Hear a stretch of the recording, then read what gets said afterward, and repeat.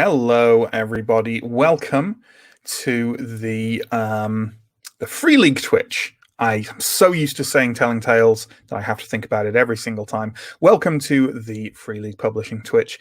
We are Telling Tales. We're here to bring you a Symbaroum story this afternoon. Fetters of Stone. This is going to be episode 4 of our fortnightly series, which is a bit of a spin-off from our own campaign over on our channel. So welcome. Before we get into anything else, let's introduce our stream manager. Let's introduce Steve, who is tinkering away behind the scenes, moving around pictures and cams and doing initiative orders and all that kind of stuff. How are you today? Adding backgrounds. I'm fine, adding thank you. Yeah. Absolutely. Steve's work in action there for you, live stream managing. I didn't forget at all. It's definitely not. That was intentional to teach you as the audience more about his role. How could you want for more? Steve will pop back on if something goes horribly wrong, but hopefully we'll never see his face again. If all goes well. Thank you, Steve. So a bit of promo before we start. Just a light touch stuff, because we are aware of Free League. They're hosting us very wonderfully. But we run Symbaroum ourselves, although it's on pause at the moment. You can go to our YouTube and check that out. If you just look for Telling Tales RP. We're here on Twitch and we run 3 weekly games, Call of Cthulhu, Blades in the Dark and Coriolis at the moment, also a Free League game there. And you can check those out Monday, Tuesday and Wednesday nights at 8 o'clock. We do monthly one-shots on the first Saturday of every month as well. Keep an eye out for those. And also I was about to say we do something else and then I remembered it's this, which is on every other Sunday. Wonderful. And before we get into kind of intros and recaps and stuff like that, just so you are forewarned and forearmed, it's still going to be great today. It's going to be wonderful, but we are absolutely in a state of being walking wounded here. So one of us is missing, not actually missing. She's just Elle's taking the day off. One of us, and I won't say who because we're big on the privacy here on Telling Tales, but one of us stabbed in the arm in a vaccine type situation yesterday, and I'm running some kind of horrifying facial swelling, and I'm not sure what it is or where it's what's happening. Is it sinus? Is it dental? Have I just been implanted by some kind of intergalactic wasp? I don't know. Maybe we'll find out on the channel as it bursts forth with some kind of horrific eldritch abomination. I certainly hope so. It would make me feel, it would be a relief, So with that wonderfulness out of the way, let's start introducing our players and they'll take us through the events of last session to bring you all up to speed. Let's start out with Sam. Sam plays Shuglud, head of the Varaguldru tribe of goblins. Goblins with, it has to be said, something of a death wish. So we picked up last week, Sam, with you about to assault some pirates, some barbarian pirates on Lake Volgoma at the bidding of another tribe of barbarians. How did that go, my friend? It went pretty well, all things considered. We gave it a bit of a trial run the week before. Everything looked good. And I think we moved in with a kind of pincer, a little bit of a pincer, 2 boats, one on either side. One had mostly the goblins and the other one had mostly the non-goblins. And it went pretty well. We mostly climbed up the side, got on the deck and had a good old scrap, something the Varaguldru were very keen on. The main casualty we took, I think a few people took a few bumps and scrapes, but the main casualty we took was one of the Varaguldru, I think Rosti, was killed by the Varak captain. But the rest of the Varaks were pretty quickly, they put up a good fight, but they were pretty quickly all killed and taken care of by the crew. And, we got a bit of loot and put Rusty to rest on the ship. Rusty to rest on the ship. And I think it's of note, by the way, that Shuglud particularly made himself look good in this fight, carving down Varak pirates left and right, which is why I gave this bit to you. Because, you earned it, I think. You earned it. Oh, thanks. With your random dice rolls, you earned it. Let's bring on our next player. Let's bring on John, who plays Arindar, an Ambrian duelist and kind of last scion of a fallen house, classic fantasy style. How are you, John? I'm all right. I would just like to say that if anyone hears any eldritch screaming in the background, it is because the cat is communing with a new friend sitting on our windowsill, and he's being very vocal about it. So, Excellent. So I would also like to note that this isn't even our Monday Call of Cthulhu stream, and we've already said the word eldritch twice. Let's see if we can throw in, Gambrel and Antediluvian and squamous. Squamous. Yeah. Not all the words Lovecraft like, though. Let's leave some of them out. So, John, what happened next for our little group of sellswords? Well, like true adventurers, we looted the bodies and everything we could get our grubby hands on, including a very nice carafe. I believe that it is pronounced carafe.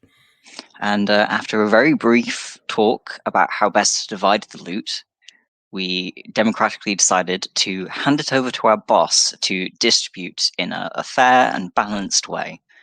At which point I believe we set the bandits' boat on fire to give Rusty a final send-off, and rowed back up the river, and had not much else go wrong, luckily. Absolutely. And you arrive back at the Zarek village. Obviously, this whole side quest was inspired by them giving you more supplies. They gave you those supplies, and they gave you a couple of extra guides. And Mariel seemed quite pleased that the loot was left to her to divide, which she did, pretty much. I believe she held on to the carafe and a little bit of extra gold. And the idea was that those would go to whoever, if someone, performs a particular service later, then that loot will go to them. I think Rusty's share also went to the Varagoldru. Was indeed split between the Varagoldru, that's right. So let's bring on our third player. Let's bring on Alex, who plays Vardamar, a wandering mystic of the barbarian peoples. What happened when that village got departed from and you headed into Davakar, Alex? Well, as all trips into Davakar go, it went sunny with no missteps or anything unsettling happening. On this one, though, we started. I believe the dwarf spotted something in the woods. It stopped the whole caravan, and we went off to check, but found nothing there. And increasingly, there was this unsettling feeling, I think, of being watched in the woods.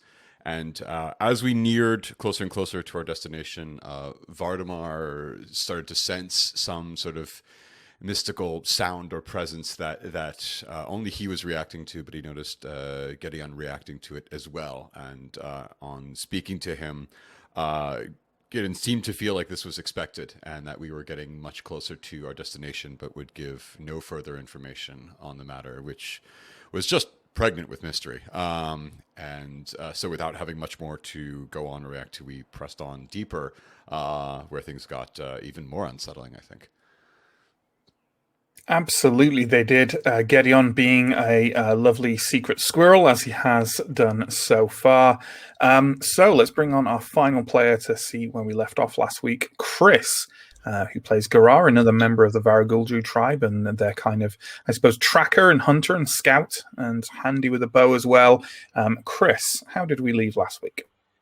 So we had settled down for the night to camp, with everyone being a little bit shaken, and we got some sleep. And I can't remember the exact order of events next, but in the middle of the night we were woke. No, the first instance was Fosa, one of the Varagoldru, was caught kind of being a bit mesmerized by the side of the camp. But I think we all got down to bed, and then were woken up in the middle of the night, not by any intrusion into the camp, but by a massive windstorm that no one could sleep through, and was very clearly quite unusual. And once again, we found Fosa kind of staring off into this bush during this storm, and finally kind of had a chat with her and said that she'd seen Rusty there looking kind of peaceful and neutral, and the storm abated as quickly as it arrived, very suddenly. And we woke up the next morning, and Fosa and all of her kit were gone. Absolutely correct. So, yes, Fosa having seen the recently deceased Rosti somewhere in the trees, and that's where we left things off last week. It's probably worth just having a quick overview as well. This group it's a group of sellswords from Thistlehold going into the dark forest of Davokar at the bid and pay of Mariol, the caravan leader, whose aim you don't really know other than you're heading towards some kind of ruin, and I believe it has been revealed to Vardamar, if not to everyone else. Meowing beginning on my end now. That's it is. Oh, good lord! It is some kind of prison that you are heading to, or a ruined prison. Good lord! He has literally just been fed. I would like the entire internet to know that. What? You could at least be on cam, so that we win the internet for a couple of hours. But no, sits off cam yowling at me for no reason whatsoever. So yes, let's pick up exactly where we left off. So I believe we said, I think it was Shuglet who'd woken up and seen that Fosa was missing. We could role play a whole scene around this, but if you guys are up for it, I'd quite like to leap to about 15 minutes later. A group of people are coming back from disparate directions. None of them have seen any sign of the goblins' kind of tracks, or the goblin herself just seems to have vanished into the woods. Mariol kind of nods at this news, looks around at all of you and says, "Look, I'm not without a heart. We can look further, but I would say for no longer than another hour or so before we really must be on our way." Well, I think we should look for now and see what we find. This is not like her. I don't think it'll be, today it's Fosa, and I know that for some of you that means little, but tomorrow it could be one of you.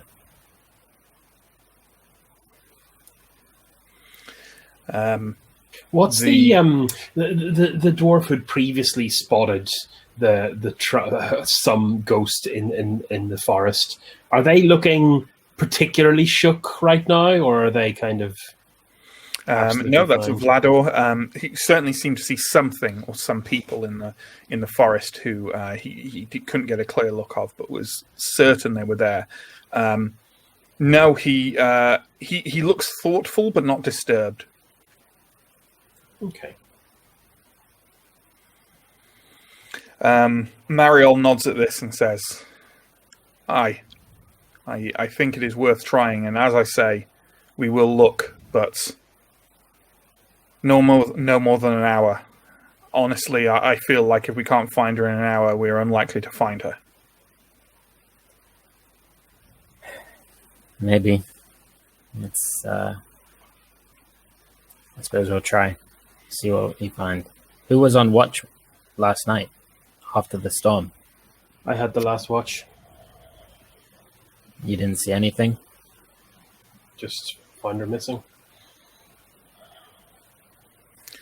Serex, your handler at the treasure Fortune Hunters Guild, kind of claps you on the back, Shuglet, with a typical overbearing familiarity, and says, "It's all right. I'll get my armor on, and we'll go find her." I appreciate that, Serex. I'm sure we will. He kind of starts tugging on his plate armor, a little bit with he's practiced, but also it's a little bit slow and cumbersome to get on. A few other people volunteer to go out searching more. Obviously, the two other remaining Varagul, Alf Bolganol, will go out and search. Yes, Serex volunteers to do so, as do Elle's character Farah and her companion. Probably, and you know what? Mariol says she will as well, and she goes with Elmea, Xeric guide. I mean, I'd like to try and go with them as well. Yeah, sure. How about, oh my word, this cat. How about Aaron and Vardamar? Does that leave anyone else sitting at the camp? Oh yeah, quite a few people. Okay, Most of the NPCs, in fact. Then Aaron, oh my god, volunteers, but quite slowly. Sure. Volunteers with a sound that is somehow reminiscent of a cat's yowl. Yes. It's the wind whistling through the trees. I think Vardamar is not volunteering here, and I think he's fully sussing at Gideon right now. And what was before just a sort of a casual watch for anything dodgy is now full on. If you knew this would happen, if you even suspected it, I need to make sure this can't keep happening to us. So watching the guy like a hawk right now. Sure, absolutely. So let's have a roll for the searching that is happening, shall we? So everyone who is searching can roll vigilant at -5, please. Oof. I still have a, oh my god, -2 paranoia from last week for things that would this would hamper my, yes. Yes, it definitely would, yes. Right, in that case it's 1 or nothing. How does that go away again? And what was that precisely from? It has escaped me. It was, I rolled a couple of critical fails on, I think, vigilance, and I think we agreed it goes away after a good night's sleep. Which you have not just Which had. we have not had. Yeah. Go for it. I completely fail that. Garage, Shuglet. I also failed. I rolled and then realized I was still set up for Coriolis, so rolled 5 d20s and got 40. But I do fail on an actual normal attempt. Fair enough. And you know what, Vardamar, if you're trying to keep an eye on Gideon, yes, as Steve said, I think Vardamar did have some kind of debuff as well from perceiving that odd sound vibration thing. Headache was reverberating through him, so he gets -1. Am I also doing this at -5 on top of that? I wouldn't say it's at -5. No, if you're just watching Gideon and just trying to keep an eye out on him, I'm just going to make a general vigilant roll, and with whatever penalties we agreed from the I think it was a -1 thing. Yeah. Okay. That's a 7, so made it by 2. Okay. Nice. You do not notice him doing anything suspicious. He seems to be basically just preparing his breakfast. I mean, even in that, I suppose his lack of any seeming concern or odd behavior is in itself maybe a tell, but maybe he's just an uncaring. I was about to swear. The rest of an uncaring individual. The rest of Mariel's mercenary crew, like the dwarf and everybody, are they unsettled by this at least a little? Like, I detect a trace of empathy there that he is an exception. I mean, Mariel went out to search, so presumably she has some concern. He also, it seems to almost be in a cheery mood. He's whistling. The dwarf is as inscrutable as ever. Right. And I think that covers everyone, right? Okay. We are slowly shaving NPCs off, so as soon as you to have a manageable degree. Yeah. I think that's everyone. Cool. Out in Davakar, obviously everyone doesn't particularly want to move too far beyond the line of sight of the camp. Oh, the two extra Zarek scouts you had are also helping to search. None of you find any trace whatsoever of anyone traveling through the woods, other than occasionally stumbling across what immediately becomes apparent as each other's trails. And over the course of the next hour or so, everyone circles back to camp, unless there's anything anyone else wants to try. And kind of all come in and kind of shake their heads or say no as to any sign of the goblin.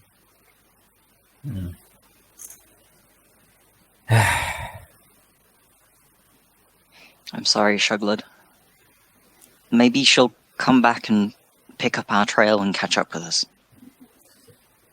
I'm sure if she's okay, she'll find her way back, but that something about that wind was not natural, and the fact she went missing at that time, I think she's probably gone.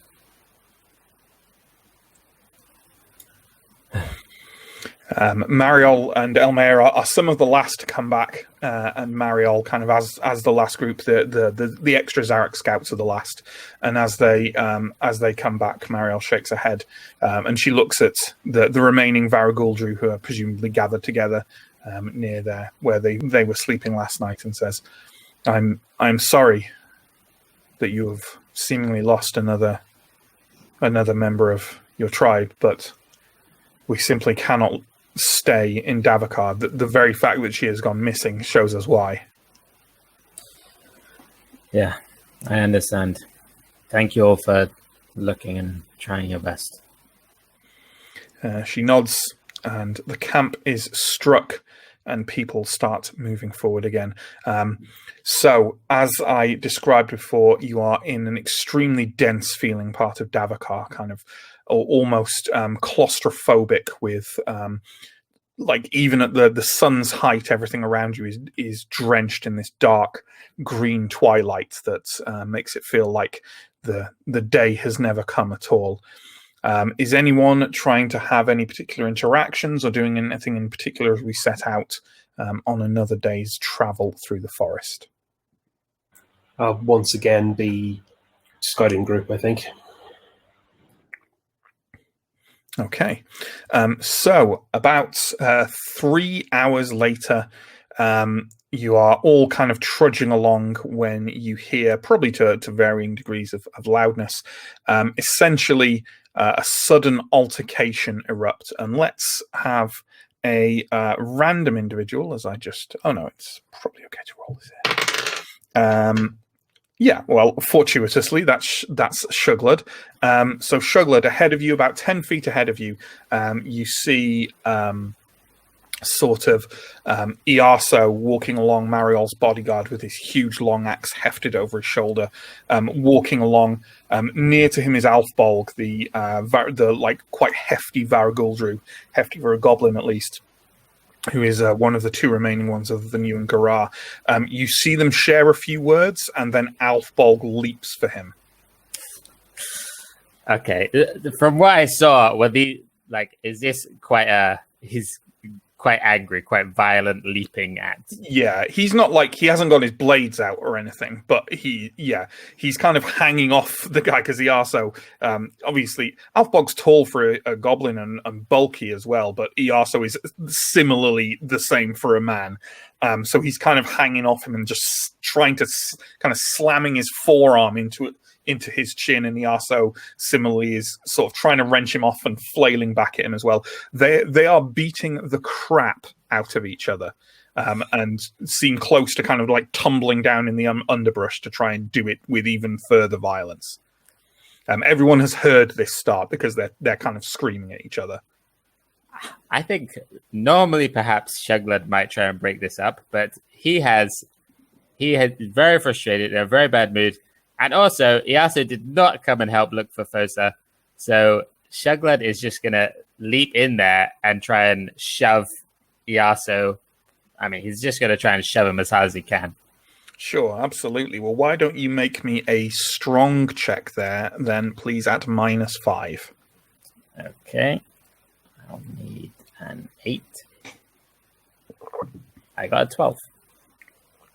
Yeah, you kind of dash up to Iarso, who's down kind of now on one knee, and Alfbolg is kind of hanging off him. They're both, you can see they've already both got welts and bruises coming up on their face. And you kind of bash into Iarso and just sort of bounce off the guy. He's getting on, you suspect he's getting on slightly in age, maybe a man in his mid-50s or so, but he's a seasoned warrior and he's large and sturdy, and he definitely notices you banging into him, but he doesn't topple down. I'd say by this point, other people are starting to arrive at it. Everyone can hear kind of Mariol yelling, generally to stop, but specifically at Iarso, kind of demanding what is he thinking, and striding forwards towards the situation. Are any of our other player characters going to do anything about this? I think I am going to run in, similarly shouting to stop fighting, and probably I think I have a better chance of dragging Alphog off. So grabbing Alphog and trying to drag him away. Sure, absolutely. Why don't you give me a strong roll at -4? Ooh. You don't have the whatever the power is that lets you roll persuasion instead of leadership, is it called? No. Persuasion instead of to hit. No. For some reason I thought someone had it on this. Maybe Elle has it. I have that. On, you have that. Oh, okay. Dominate. Sure. I just fail. Okay. I needed a 6. I got a 7.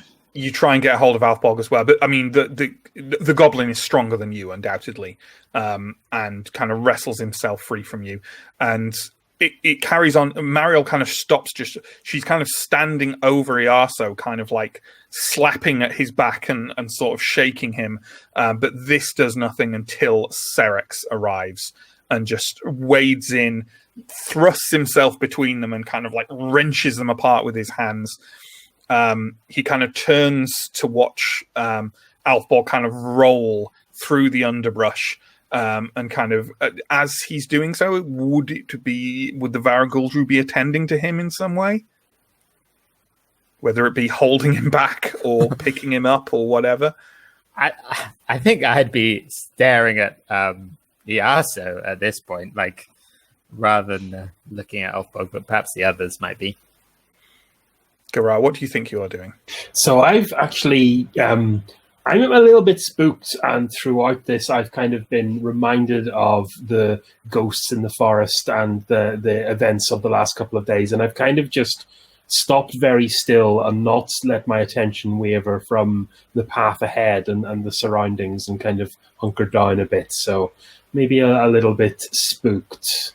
Sure, absolutely. We haven't. Vardamar, how are you reacting to all this? Vardamar has exactly zero chance of pulling anybody off of anyone at this point. So I think he's going to hang back a little bit, but they were on their own basically for a little bit. Like no one saw what would have caused this, right?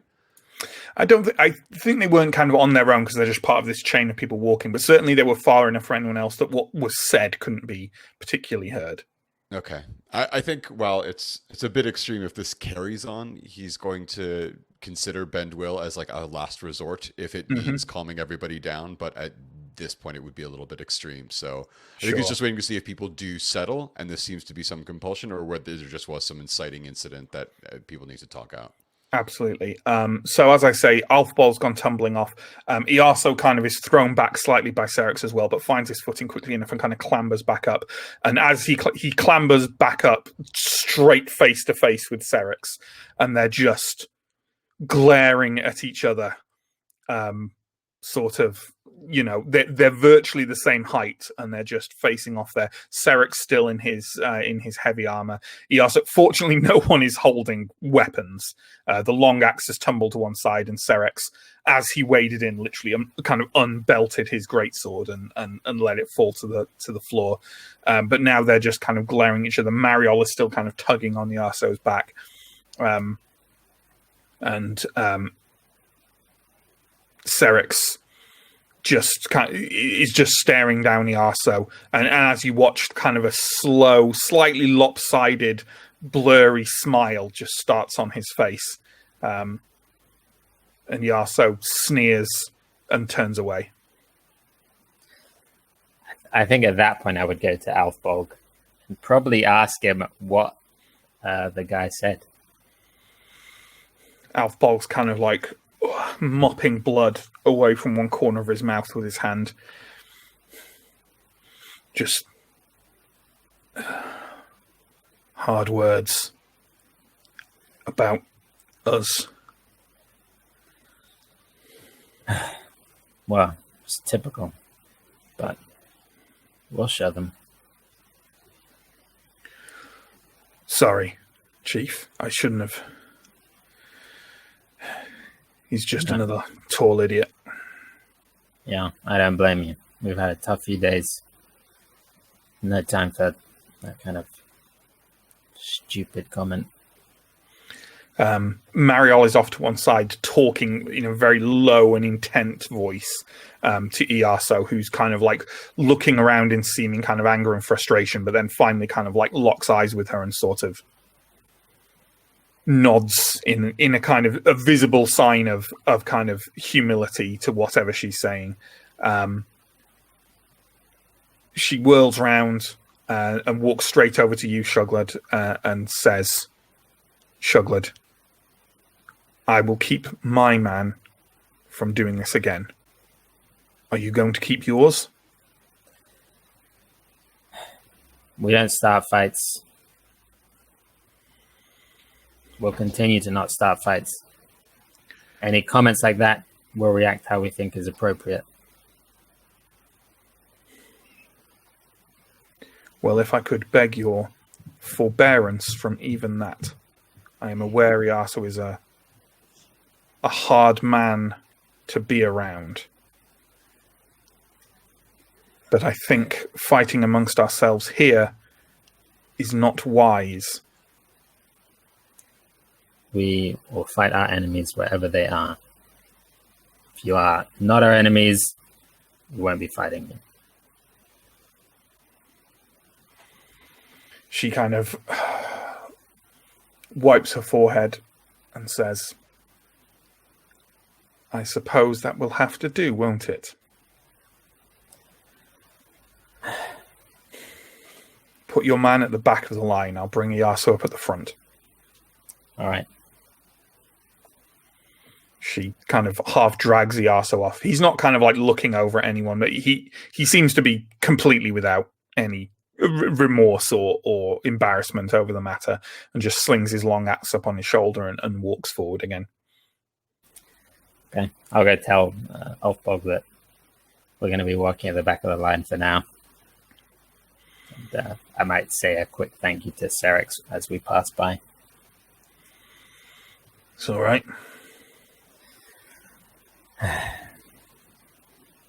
Ambrians. Yeah, not all of us are arseholes, but he definitely is. Yeah. He grabs his great sword and kind of straps it to his back, and he drops to the back with you. Okay. So let's move forward from there. We're carrying on walking through the forest again for now. You're probably around midday on this your second day of travel from the Zarek village. Is anyone, again, I'll ask this question anytime we have a big amount of travel. Does anyone want any particular interactions, anything they particularly want to do, or shall we move forwards? I think That I'll sounds- have my work cut out for me. I don't think we're going to be stopping for lunch or anything, so I'm gonna We stay. are certainly not going to be stopping things. Yeah, I'll stay up front in the scouting column. I'll work out what the fight was about later. Well then, Garar, that means that I think what we'll have for you is a vigilant roll.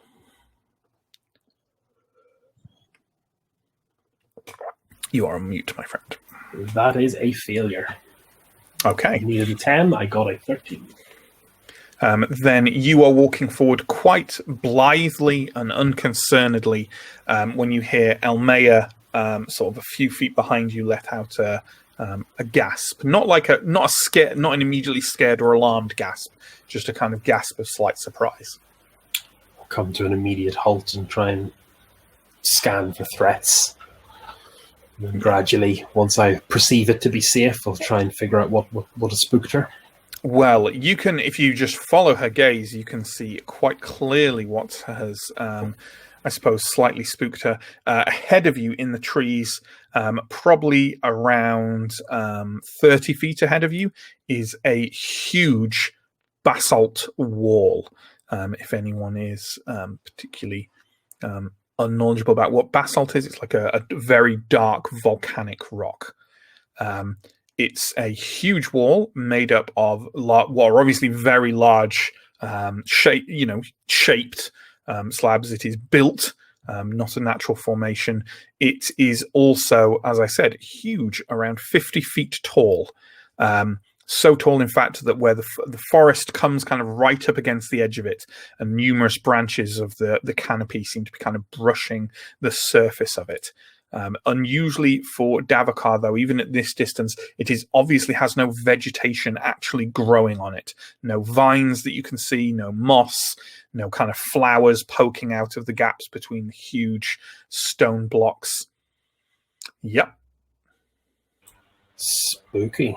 I suppose I will kind of wheel back towards the rest of the group then, assuming Elmea kind of...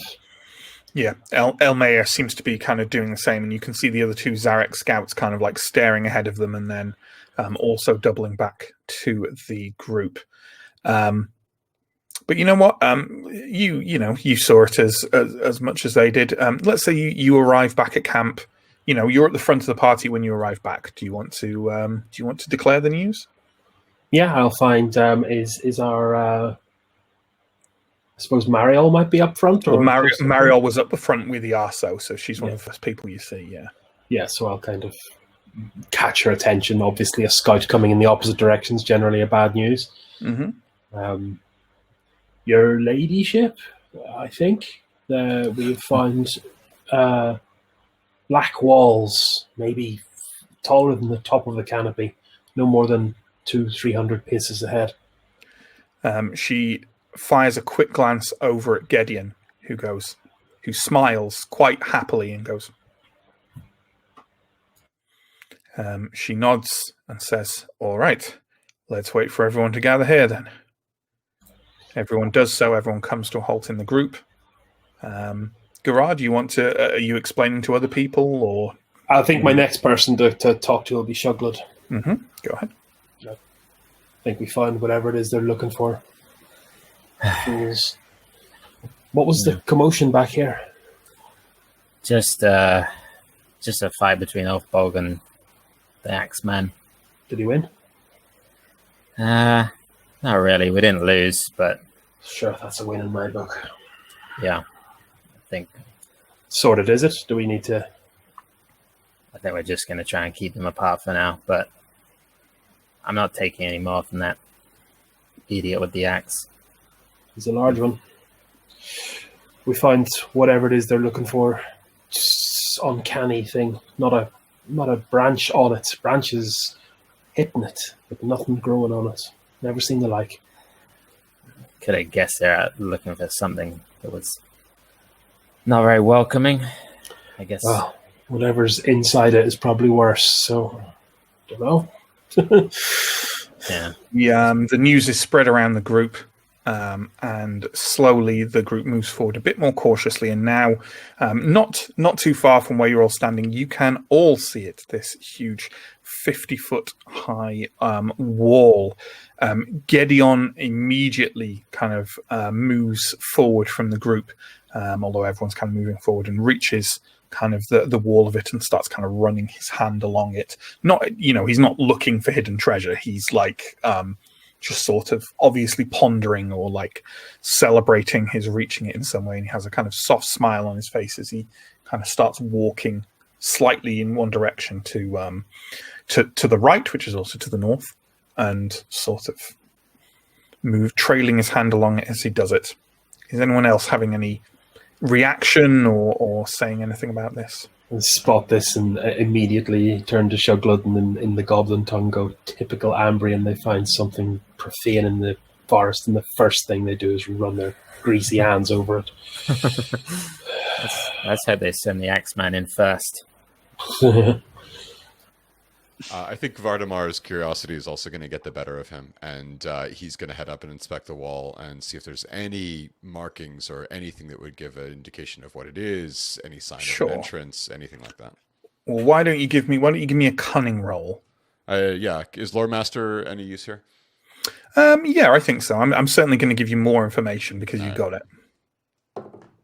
It's a 7 out of 13, so pass. Yeah, so this is absolutely undoubtedly Symbaric in origin.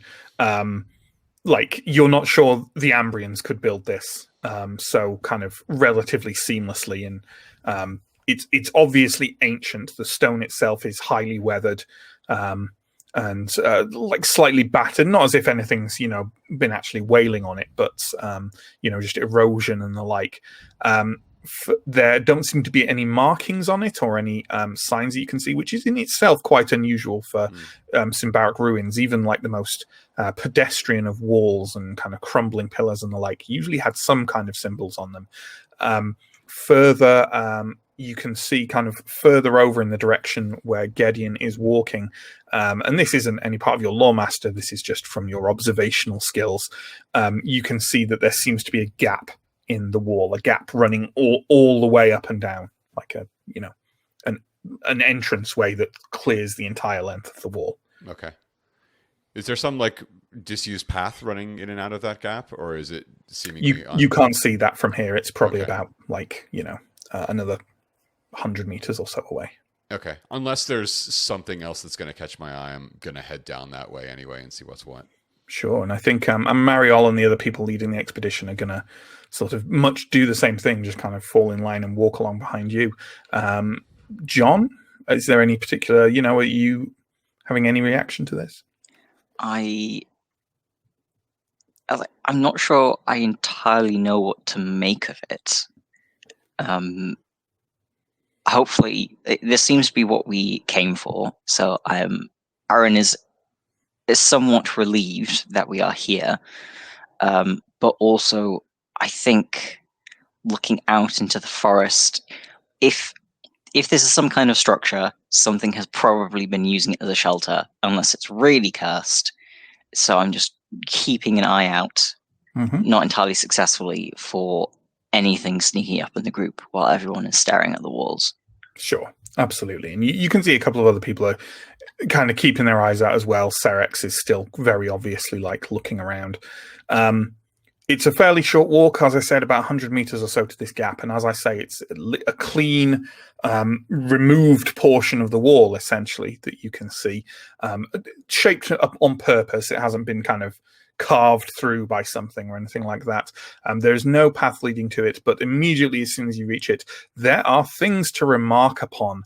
So you see inside this gap in the wall, and you see into it very clearly, because within these walls there is no trees, no bushes, no grasses, no seeming vegetation of any kind.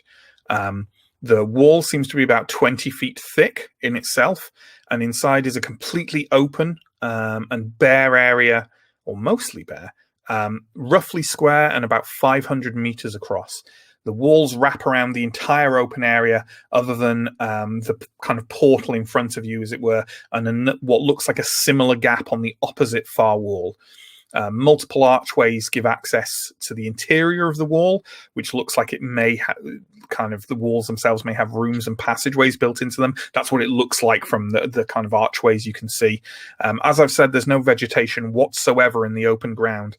There's just packed earth and some kind of grey-white rock outcrop jutting up from what seems to be the center of the square. As your group reaches this gap in the wall, Gideon strides confidently inside and starts heading straight for that kind of grey-white rock sticking up in the center of the kind of open square of packed earth. Behind you, at the back of the group, you can hear muttered Zarek voices. And any of you who look around to see what that is will see the two unnamed Zarek scouts from the village kind of hoisting their packs onto their backs and turning and walking back into Davakar. Elmea kind of shakes her head and turns around, having talked to them. Is anyone going to say anything or kind of do anything about any of this? I will. Can I go to Elmea, given I didn't want to go, kind of wanted to be near the back of the pack in this situation anyway. And we are, I believe, on good terms. Yeah, we are. We're scout friends. Yeah, you are. Go. They've taken the sensible route home, I see. Well, they've done what they agreed to do, and they are not happy with this place. Neither am I. Would you humour me for a short time? I want to see if there's a chance that Fosa was brought here. I'm going to check for tracks. All right. Well, let's. She kind of nods to where Mariol is kind of starting to stride forward after Gedeon, and then after a moment, other people do as well. Vlado the dwarf and Yaso and whoever else in our PC group wants to. And she says, "We'll do a full scout of the perimeter. Let's just see what they want first." Okay. Is anyone, Arin, Vardamar, Shuglud, doing anything other than following Gedeon towards the center of this open area? I'm absolutely following him in at this point. Did we get the sense from the barbarians that they'd been here before and had any stories about it, or is this as far as they'd ever gotten? Do we know? Are you asking Elmea that? Because I don't think you could tell from just what they were doing. Yeah, I actually might have a word with her then before I come in then. Had they been here before? Had they come, or is this just a place they've avoided constantly? She shakes her head and says, "They said they did not know this was here. And yet they led us here? They said they have trodden the paths in this part of the forest many times and have never seen this." You'll forgive me, but that worries me not just a little. Aye. All right. I am going to follow Gedeon, and then I don't want him just trooping off away, getting Sure. too far there. And I'm also curious about this white spire in the center. Absolutely. So you approach it, obviously, not incredibly quickly because it's about 250 meters away from that entrance. But as people get close to it, once you approach it, it has the appearance of a sort of crooked pillar. It's coming up from the ground like a kind of a claw or a talon, and has slight kinks in it. It reaches around the sort of average height of a man out of the ground. And that odd, faint hum or kind of vibration or noise, Vardamar, that you detected before kind of rises, not in pitch, because that's the wrong term for it, 'cause it's not quite a sound, but certainly in intensity, not to the point of you're not wrapped in a ball on the ground, but you're definitely struggling. It is also now immediately apparent to a lesser degree to everyone, like that sensation of everything just vibrating slightly as you walk closer towards it. Maybe not to a horribly alarming degree, just to a degree where maybe some of you feel you're like, that it's just you and you're about to faint or something, and maybe stop and kind of focus and get your grip again a little bit. I don't think I'm going to go anywhere near it, really. I'm going to hang pretty far back. Sure. Yeah, I think I'm going to take advantage. We've been told to stay at the back, so we'll stay at the back. I think I was trying to stay close to Mariol, but as the hum, noise, feeling starts to grow in intensity, I think I'm hanging. I think my nerve fails me, and I'm hanging back a little bit. I would like to just reassure you that it's not the same experience Vardamar has. It's just like I'm trying to build a comparison. It's like being near a big air conditioning unit, only almost without the sound component. Like it's not, and I realize that being near a big air conditioning unit would probably freak out someone who's never experienced an air conditioning unit, but. But I'm already paranoid. I've had some very bad night's sleep. I have the feeling that there is something that might or possibly be coming to get us. My nerve fails me. Sure, absolutely. Vardamar, how about you? I think recklessly, he doesn't recklessly throw himself into fights, but figuring out what is actually going on here, he's very much a dog with a bone about that. And so whether it's prudent or not, whether the pain or the just setting his teeth on edge of that feeling is bad, he needs to know and he doesn't want that narrative filtered through whatever Gedeon Mariel might say. Sure. He needs to find out for himself. So heedlessly, he's going to get closer to that structure. Sure, and I think most of the individuals in the party as well. I could imagine Elle and her companion maybe hanging back a bit, so we'll leave them back. But everyone else is kind of making their way forward. Gedeon, as you approach the stone closer, sort of two things occur to you, Vardamar. One is that while this vibration is the stone doesn't seem to be the source of it. Kind of, it's not. It definitely, you are a mystic and you're used to feeling these powers. But maybe it is the source of it, but it's not like you're immediately drawn to this rock, and it doesn't, it doesn't like rise in power directly commensurate with your moving towards the stone. It's just this specific area. It seems to be in the air somehow. The other things, I'm going to make you make a roll for one of them, but not the other one. Tell me, Vardamar, do you have on your person, and I imagine you do, any metal items? Yeah, at least a dagger, I know. So yeah, there's that. Yeah. You start to feel the closer you get to it, you kind of feel something brush your hip, and you look down and see your dagger just kind of slowly drifting up, and then kind of not hard. You can definitely keep it in place, but it's the dagger is, and anything else metal in your possession is definitely attracted to this stone in some way, and is kind of gently tugging itself to try and move towards it. Is it becoming difficult to keep? Is it increasing in proportion to how close I get? It is, but never to the point where you're you could. It's not affecting you. It's not strong enough to affect you. Okay. All right. Am I far enough that I can't relay that back to the others, just as a little bit of a warning in case they do need to get closer? Yeah, you can call back. I don't think anyone's not within earshot. Okay, yeah, I definitely want to relay that back to the others. Just mind anything metal that you have. It's going to try and drift closer of its own accord, so keep an eye on it. Nobody's sword is flying off out of their hands or anything dangerous. No, nothing like that. You can see that Serix is stood still about 10 feet behind you, just kind of holding his greatsword. He's not having to expend any significant energy to hold it back, but he's just curious and looking down on it and experiencing this odd phenomenon of his sword gently trying to pull away from him. Okay.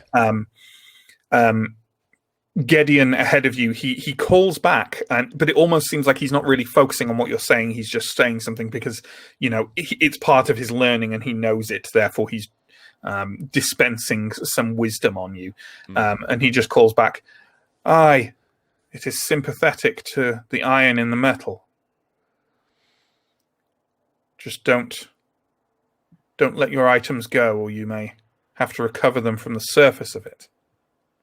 He's kind of walking around it, sort of gazing up at the tip of it with kind of an expression of happy wonder on his face. Okay.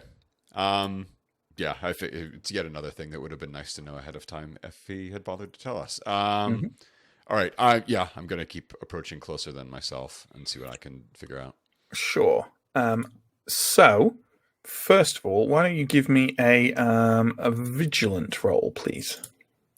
Still with -1, yeah? Yes. Or is it worse? Okay. Well, it is actually worse. Let's put it to -2.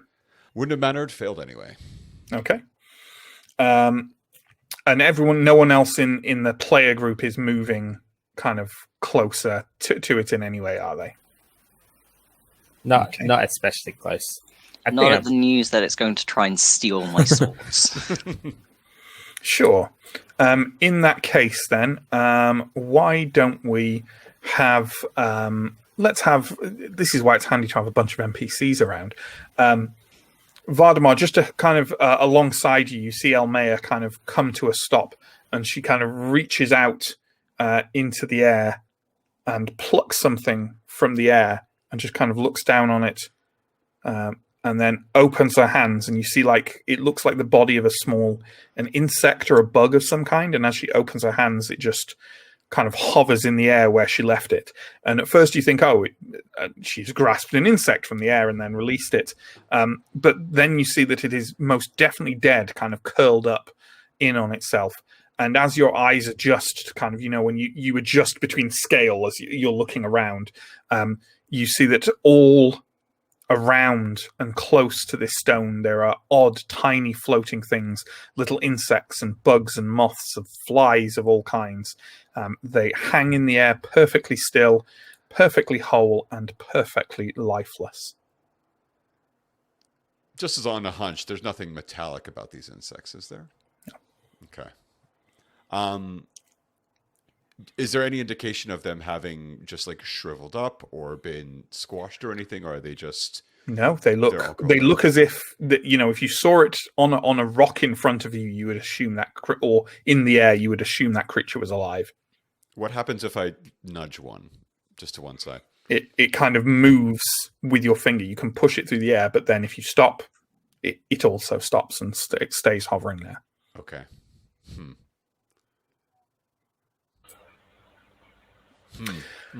Gideon has rounded the pillar fully now, and he sort of reaches out gently, and his fingertips brush the kind of greyish white stone of it, and he sort of shakes his head slightly. And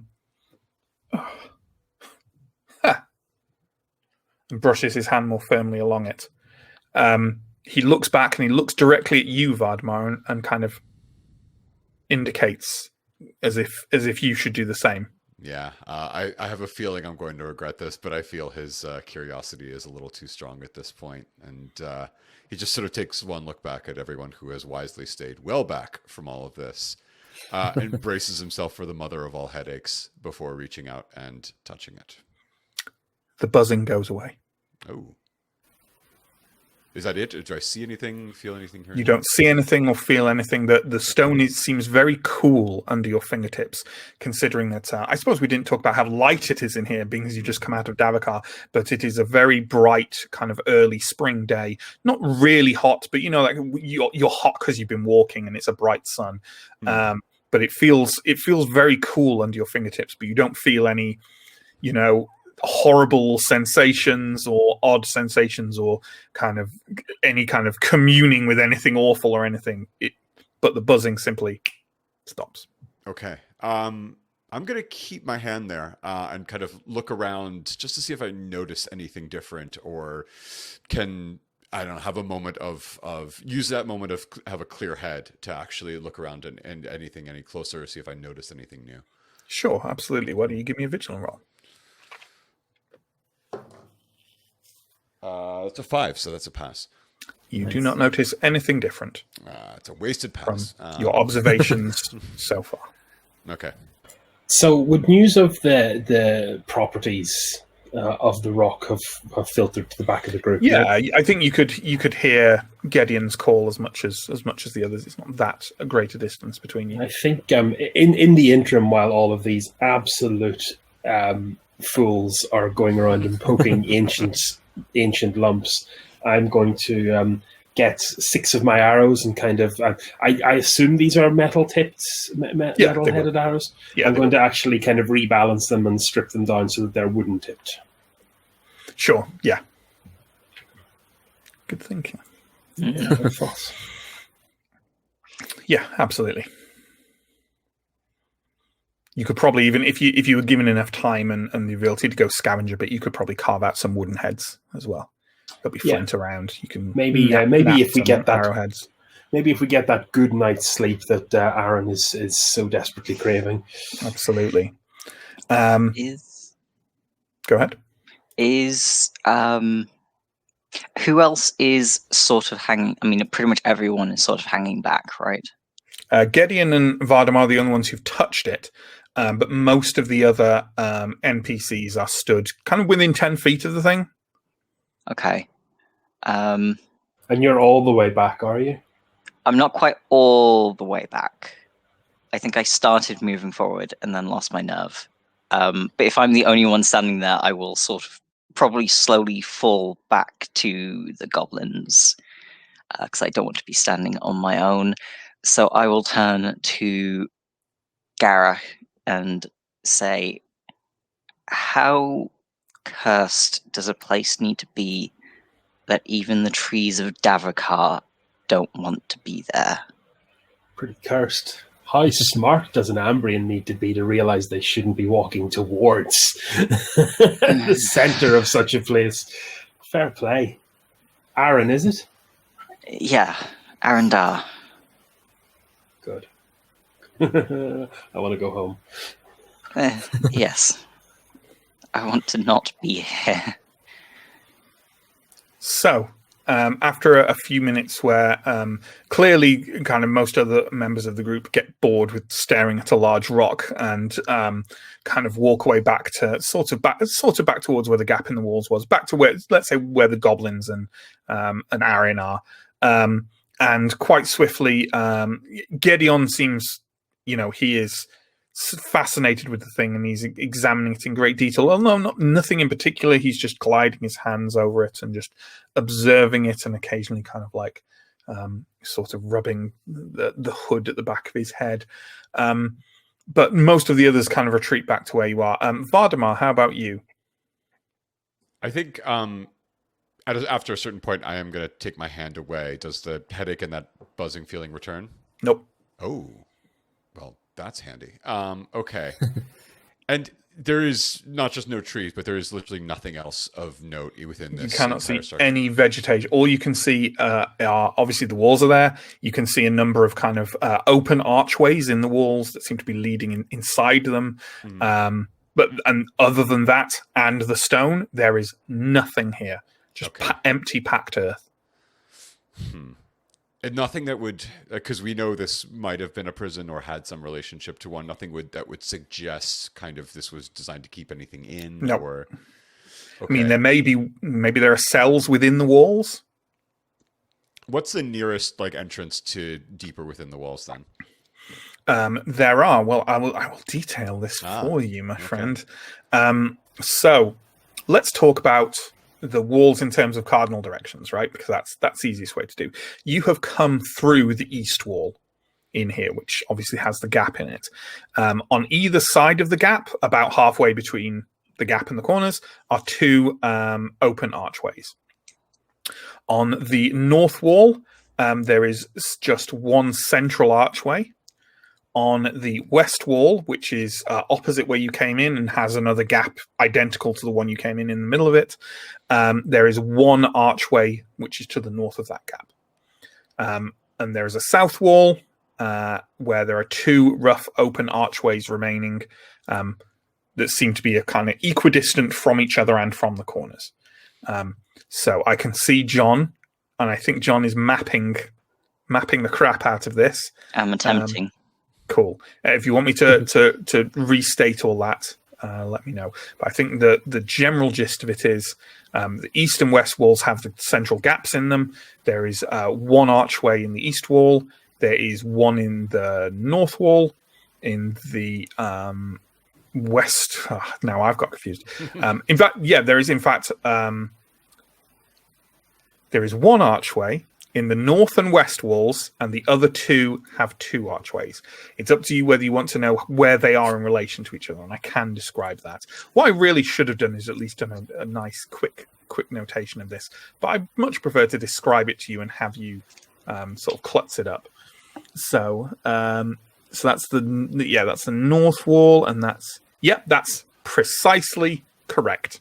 Very nice. And the stone is bang in the center of it, and the whole thing. Each wall is about 500 meters across, so it's fairly large open space. The stone doesn't resemble anything narratively sinister, does it? No, it's just you've seen basalt stone before. It's not hugely common, but it's not hugely rare either. It's rather unusual to see an entire huge structure made of it, but.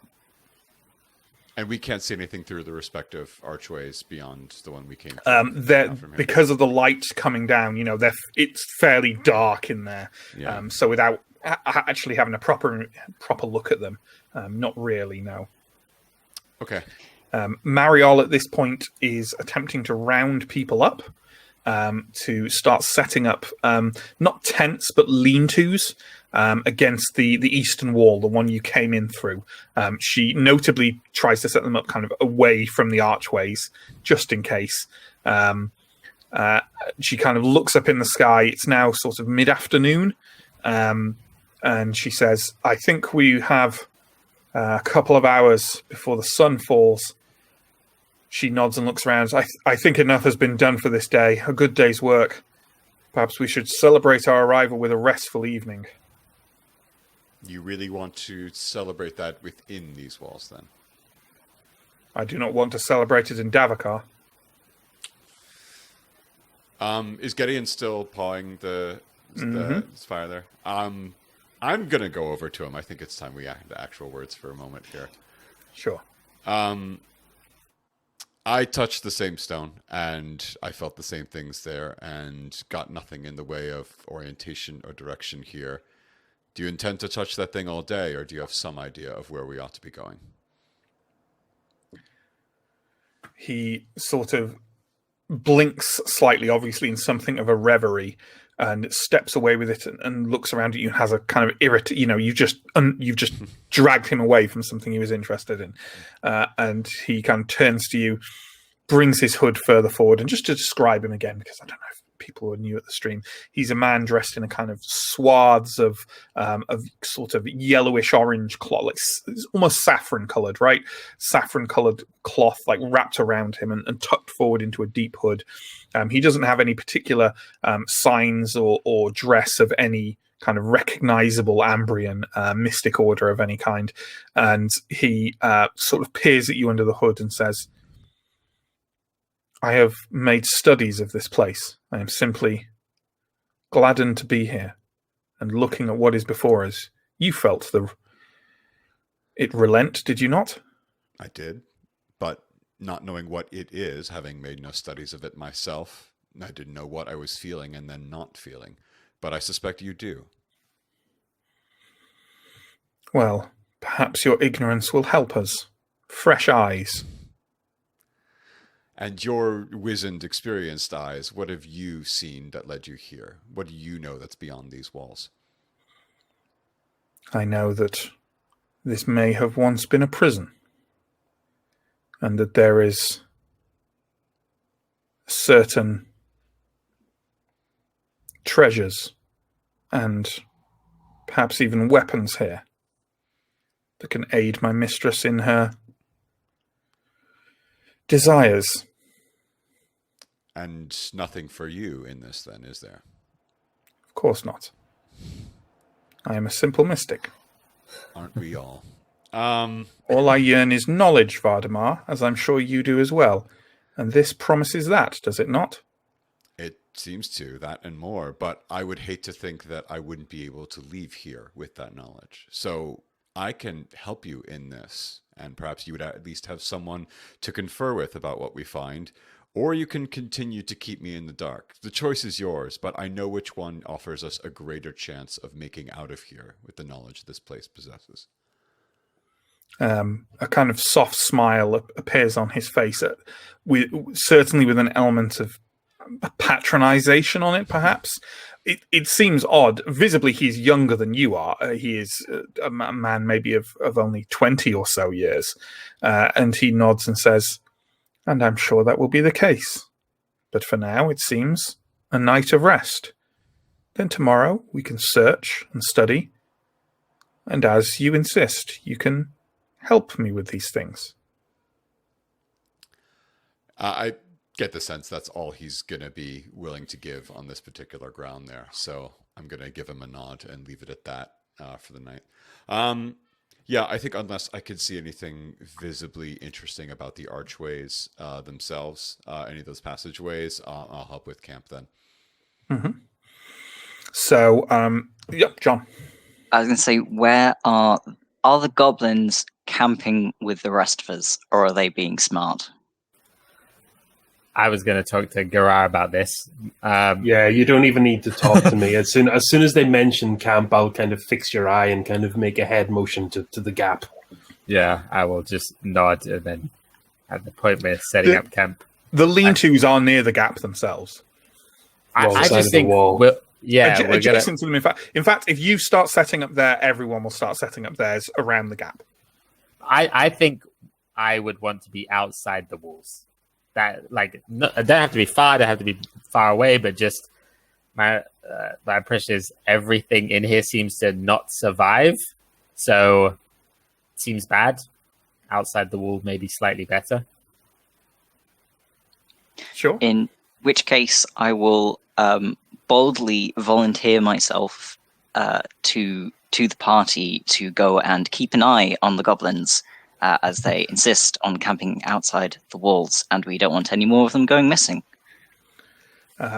Mariel certainly makes a comment along the lines of, splitting the camp in two definitely makes protecting the camp a lot harder. But she phrases it as a kind of question to those more strategically sound than her.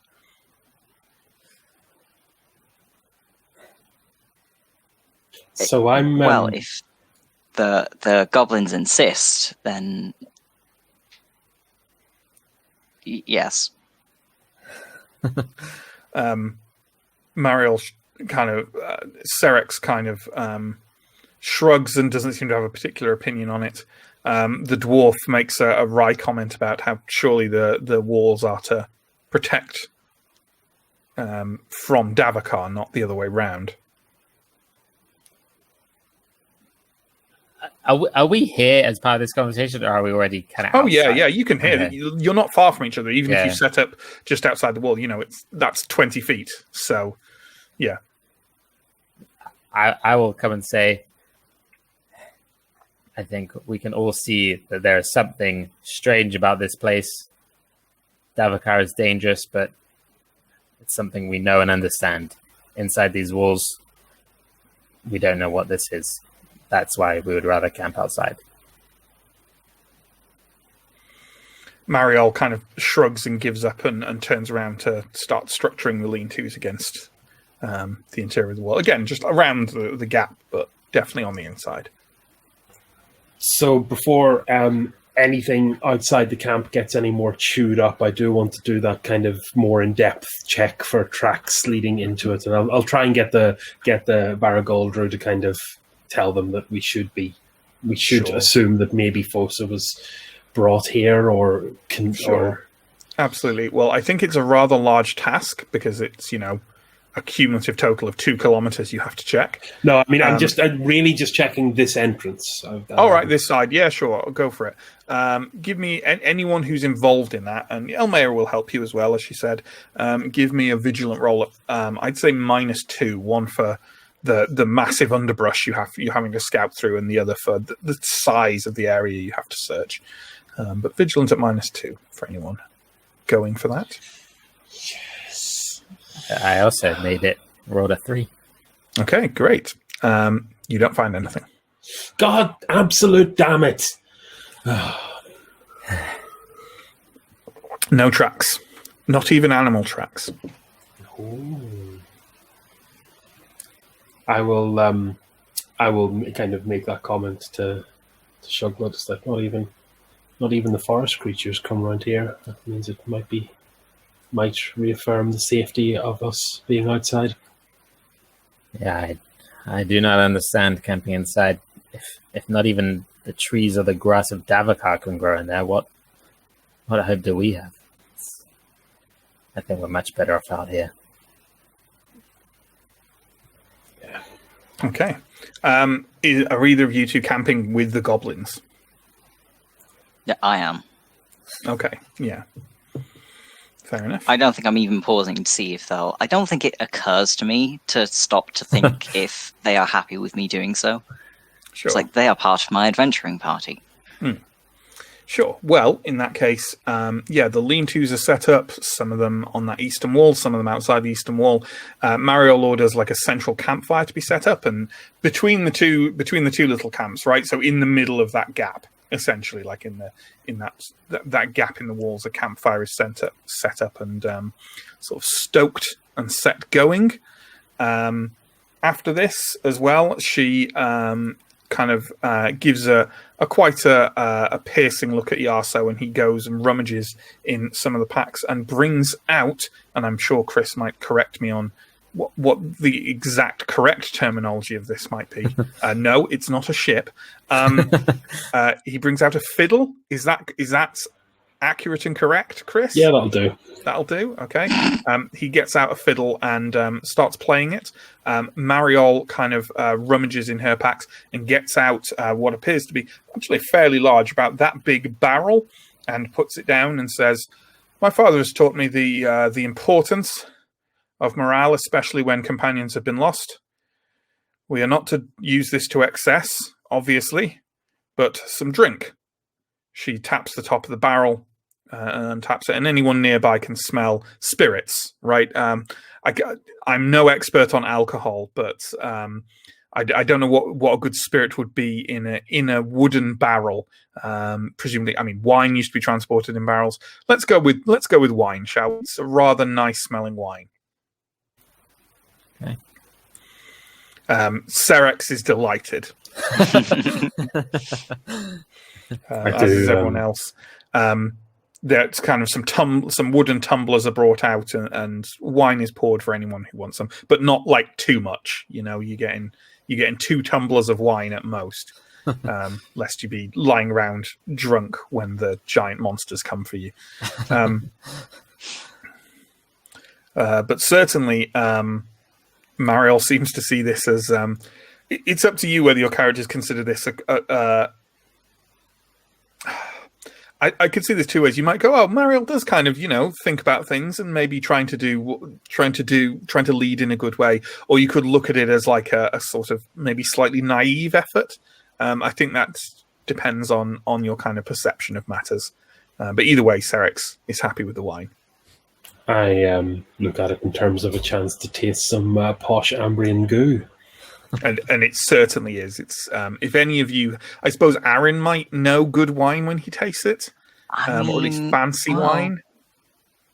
Maybe on occasion when he's stayed with friends of the former family, but not in excess. Definitely. Sure, but what it is certainly is actual grape wine, which would probably be something of a rarity in Ambria because the population of the entire country has uplifted itself and moved across a mountain range, and things like decent vineyards take decades to nurture. So most of the wine around in Ambria, I would imagine, is like berry wine and things like that, which is perfectly consumable. But this is the good stuff. This is maybe Alberto wine. Maybe it depends when it depends when it was laid down, right? Yeah, could have been brought over the mountains. Maybe the Koh-i-Noors have warehouses full of the stuff. You don't know. I'll definitely have a drink. Try maybe keep an eye on Serex Atio. Make sure he's sticking to his designated amount. I think I'm also trying to keep an eye on him. He downs his 2 tumblers of wine very quickly, and walks back over to the barrel and notices kind of eyes on him, and kind of like just rolls the remnants round and sort of empties them into his mouth, and then gives out a kind of visible sigh and just puts the tumbler on top of the barrel and walks away. As he does so, he's rummaging at his side for his flask. Are we past dusk now? Is it getting dark, or can I have some? Yeah, it's definitely dusky now. Yeah. Okay. Is anyone wanting to have any? Yeah, Mariel certainly intends no one to do kind of any work tonight, but watches will be set. And as is there anything anyone wants to particularly do? I think I'll I suppose the watches will come up at some point, but I'll kind of after it's discussed, I'll go over to Shuglet and go, we should set our own watches, boss. Yeah, I agree. There's 4 of us now. I guess we'll take 1 shift each. Yeah. Okay. Is anyone else hankering after any particular interaction or doing a particular thing? Okay. Well, then, just as the people are sort of starting to prepare themselves, kind of laying down their bedrolls and such, he also is genuinely quite good on the fiddle, which seems somewhat out of character for him. But hey, it's at least interesting to hear a fiddle played in an ancient Symbaroum ruin in the middle of nowhere. Gideon walks back into the camp, having been out, at that stone for a good couple of hours now, and managed to avoid having to help set up the lean-tos. He walks kind of back in and raises his voice slightly enough that everyone hears, and says, "No one should stray by themselves at night. There may still be Symbaric powers at play in this ruin. Better to be cautious. He walks over to his bedroll and lies down on it. What an absolute spook fiend. May still be Symbaroum bras. Don't think you need to say may. Yeah. I want to actually also take this opportunity, if as things are winding down, to convert my hastily converted arrows into more permanent wood or stone tipped. Yeah, absolutely. Well, why don't you give me a cunning roll for that and see how well that works out? Let's give this a try. Boom, boom, boom, boom. I do indeed make it. Yeah, sure. Let's say that. Do you have a note down of how many arrows you've got? I have 24. I am converting 6. Yeah, that would be about the right amount. Yeah, you find a good bit of a good scattering of flint nearby and some other kind of nappable stones and make yourself some arrowheads. Whoever said my degree wouldn't come in handy when talking about flint napping in a role-playing game. So, also of note, because I think some people are still may have toughness damage and need a bit of healing. That's been 2 days travel now, so you recover naturally a point of toughness per day, and I don't think you need to actually rest for it as long as you're not like. In fact, I think you can even fight. I don't think it matters, but regardless, nothing horribly traumatic happened physically.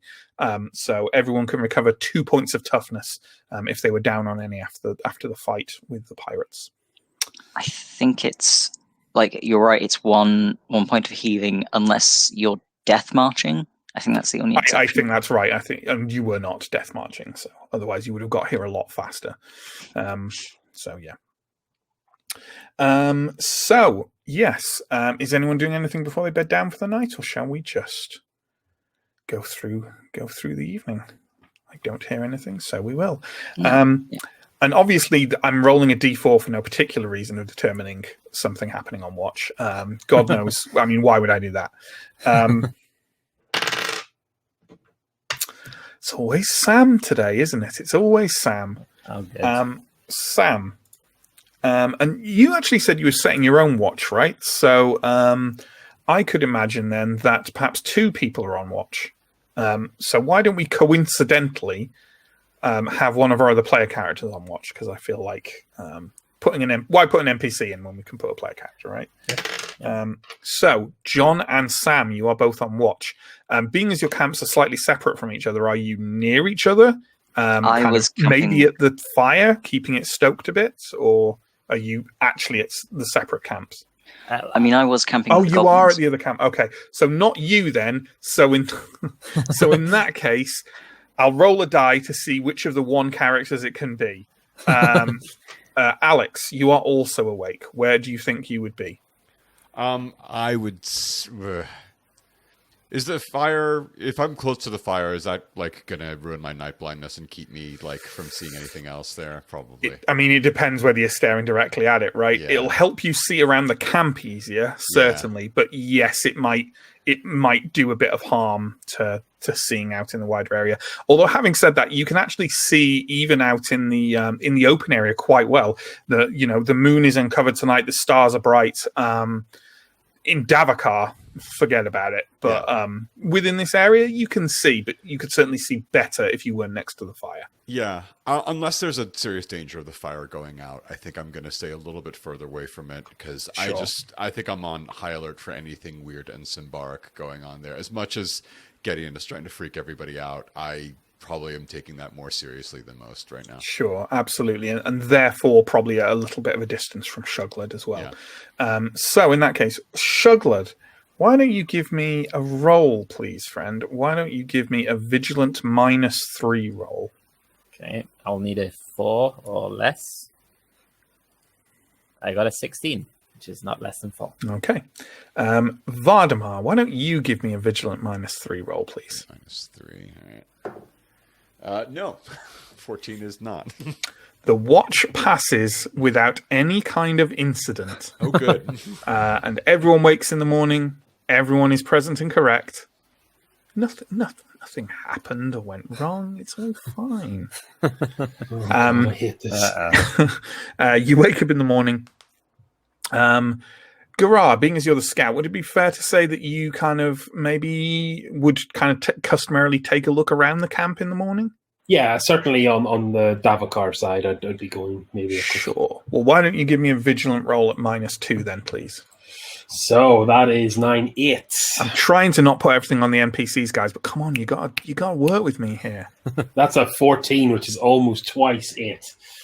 It is. In that case, Elmea. Elmea has a look around camp in the morning alongside you, and as you're walking around, you see her kind of brush some underbrush aside and point to something and say, "What do you make of that?" What do I make of that, Matt? It is a track of some kind, perhaps an animal track. That's an animal track. It's the first one that's been here in a long time. You have beast law, don't you? I do indeed. Why don't you give me a cunning roll, friend?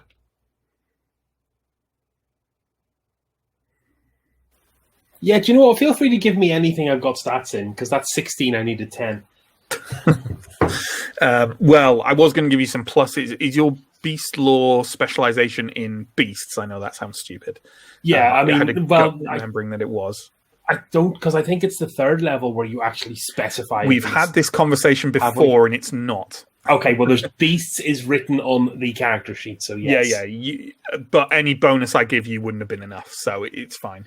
Yeah, you're not familiar with the track, and Elmea doesn't seem to be either. Okay. So, but something was out and about, clearly. And just to remind everyone, we did do a thorough search yesterday, and there were no such thing as animal tracks. Correct. Spooky! All right. So Mariol calls everyone together as everyone rises and says that she has no particular plan for how the place should be searched.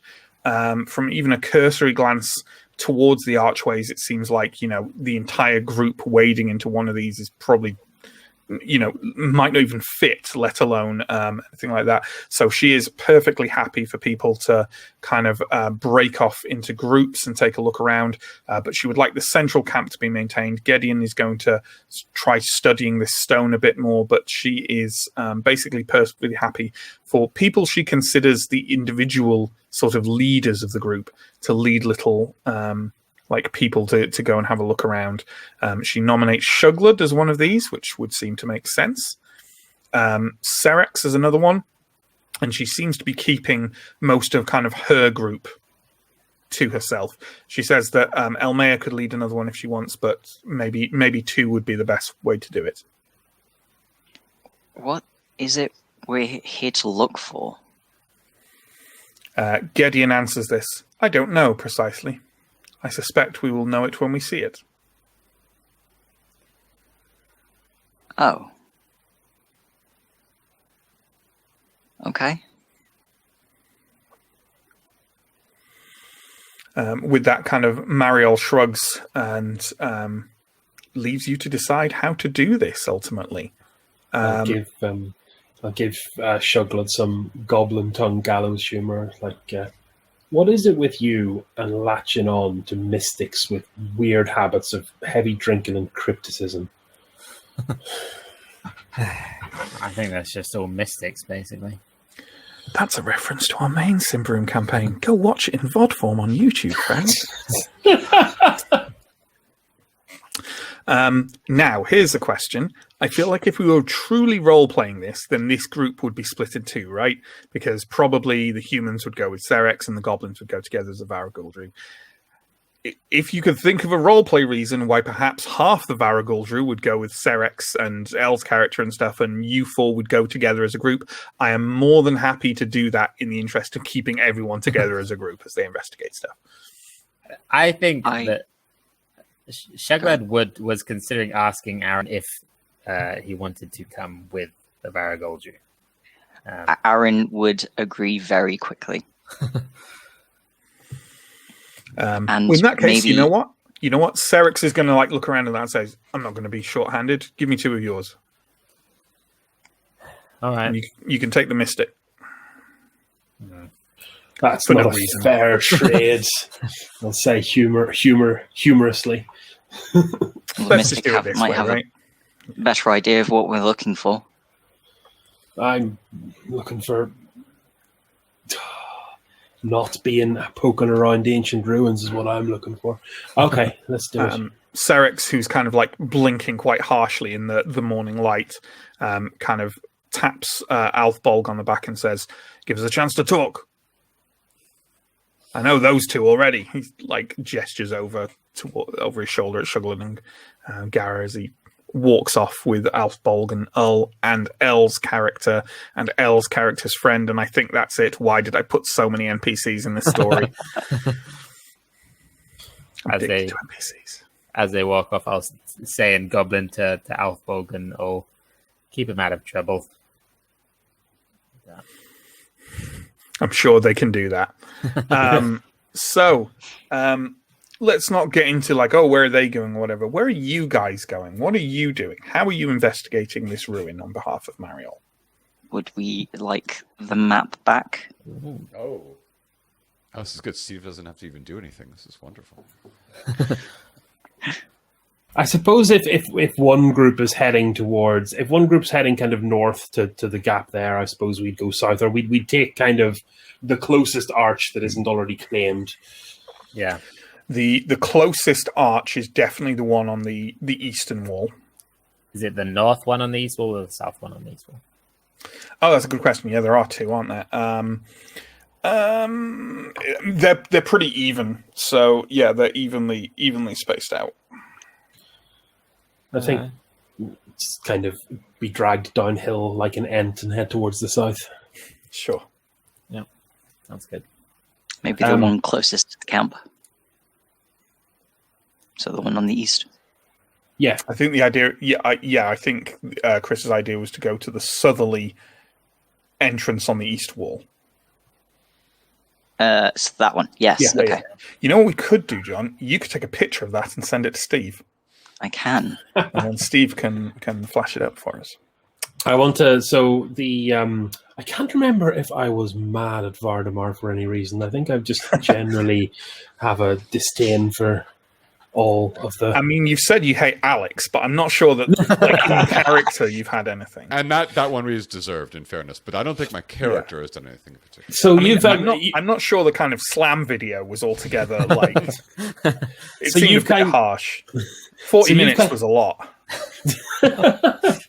So you've been assigned to us, Vardamar. How are you approaching the group? Like the child picked last, as the football teams are divvied up.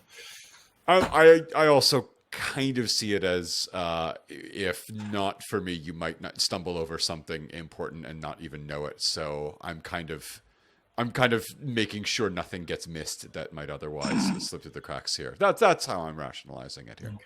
So as you approach, I'll kind of give you a. I saw you were happily all over that stone yesterday, Northman. I wouldn't say happily, but I definitely feel better for having had some time next to it at the very least. Don't get you people at all. You don't care for my kind much.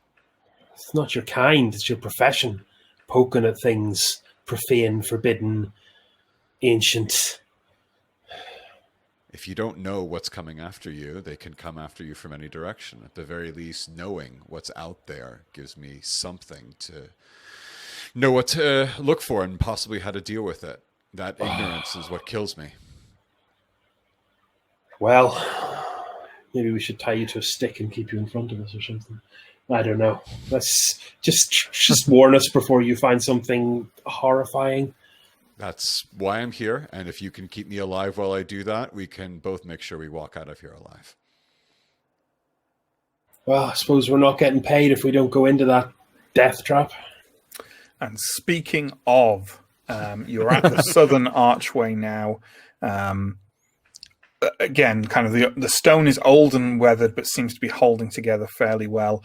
You can't see very far inside it. There's a darkness. You can see kind of like maybe kind of dust drifting in the air from the shaft of light that goes into it. Torches might seem to be an idea, or lanterns of some kind. I'm assuming we have those in our adventuring packs. Yep. Who's going to carry the torch? It's always an interesting discussion. I'm happy to do it. Sure. Can we also get a torch? Because I remember a discussion actually on Discord a while back about having torches at the back of the group making more sense than having them at the front. Yes. Absolutely. And Otherwise, everyone gets night blindness. So, yeah. As the ranged person, I'm going to stay at the back, and I'm going to have a torch with me. Why don't you and Vardamar both have a torch, and you can lurk near the back, and Aaron and Shugglered can take point, as it were. Yeah, you do so, and you enter. I'm just thinking, is there any role you want to make here? Are you trying to stealth it in? Or are you walking in fairly kind of calmly and confidently, or kind of? I'm assuming you're not kind of dashing in and wailing and throwing your weapons around. You know? I think I would have weapons drawn, but I wouldn't be being stealthy. Yeah, I have my quarterstaff in the other hand, but I'm taking. I'm not. I don't think I'm slowing down to the point of like creeping my way in. Sure, but I do want to check to see if a sudden, spiked pit is ahead of me. Absolutely, the usual fun stuff that. The usual. So inside, you find what seem to be a series of a few fairly small chambers that lead into each other via a number of, again, kind of like empty archways. They are all completely clad in the black basalt of the walls and are completely within the walls and all on this kind of like bottom level. You don't find any kind of, route out from any of them. It's just a series of, let's say, 3 chambers all leading perhaps towards that gap in the wall. The only things you find in them, and you have to kind of lean down in the torch and kind of examine what they are on the floor first. They appear to be chunks and sort of pieces of some very old desiccated wood. Anyone who wants to examine them closer can feel free to make a roll if they like. It'd be a cunning roll. I'll have a look. Standard roll, no minuses? Yeah, just standard roll. All right. I think I would give it a shot. That's a 19. That's a fail, sadly. That is also a fail. With only a 12, but still a fail. The rolls today are spectacular. They are brilliant. You have no idea. They do not strike you as a thing of excessive significance. There we go. There's John's map. They don't strike you as things of like massive significance. Just to avoid us getting all chicken in a cage about this. Let's have it like that. Ooh, that looks nice, doesn't it? Is anyone drawing attention to these chunks? I mean, you can all see them. You've probably kicked a couple of them with your feet as you move through. Remains the doors, maybe? Said it was a prison, didn't he? Or some kind of furniture? These seem decent guesses. Other rooms we're passing through, like, are we heading through a series of rooms, or are we like going into a room, coming out, and 3 equally sized rooms, just placed one after the other? So you entered into one, and there was an archway to your left. You went through that, and there was an archway kind of directly ahead of the other one, and you entered into that, and it was just a final chamber, all of even size, nothing in them apart from these desiccated chunks of wood. Great. Mission successful. Let's head home. Yeah, I mean, probably onto the next archway at least. Fairly safe to say you have investigated this particular access point fully. Where are we going next? There's the next archway. There's the south. Yeah. So the southeast. The southeast one. Sure. You head in, you go and look down at that one. You only need to like tip your torches in and poke your head in. The entire whatever access this provided, the entire room has collapsed. You're not getting in there without days worth of lugging stone. Yep. Thanks, you're not doing that. Yeah, I'm not touching that one. I'd say whatever we're looking for, it's not in there. So, are we going to the southwest one then? You seem to be going round in. Yeah. Okay. You go along to that one. It is an empty archway that looks much as the others do. When you enter it, you enter a room that's very similar to the ones you entered in before, but instead of remaining on one level, kind of as you enter into your left, there is what seems to be a mostly intact wooden staircase leading upwards. It looks in pretty bad condition, but also functional, you know?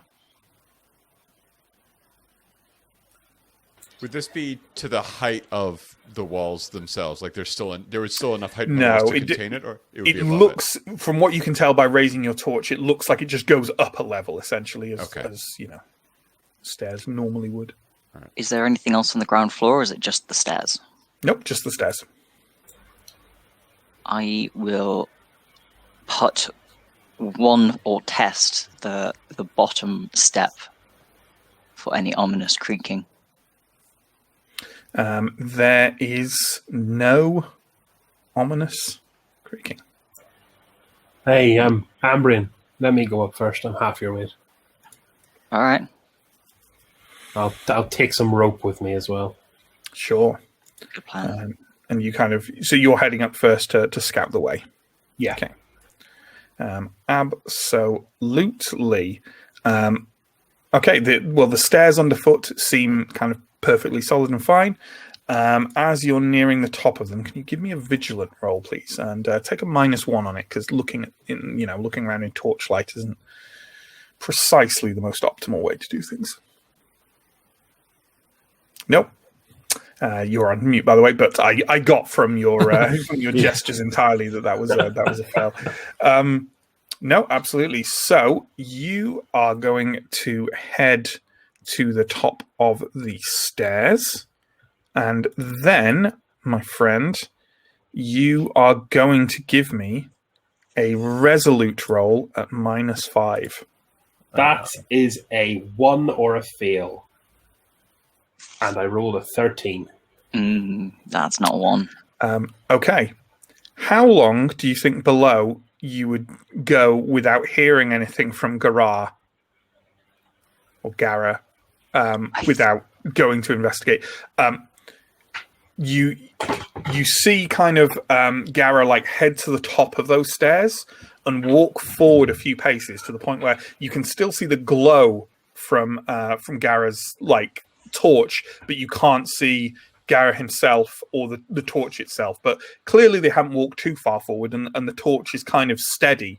And how long do you think you would remain in that state without going, what's he doing? Why? And he's not making any noise, you know? I think I'd cool up after like 10 seconds. Yeah. Just call his name. Yeah. I don't think I'd leave it long at all. Sure.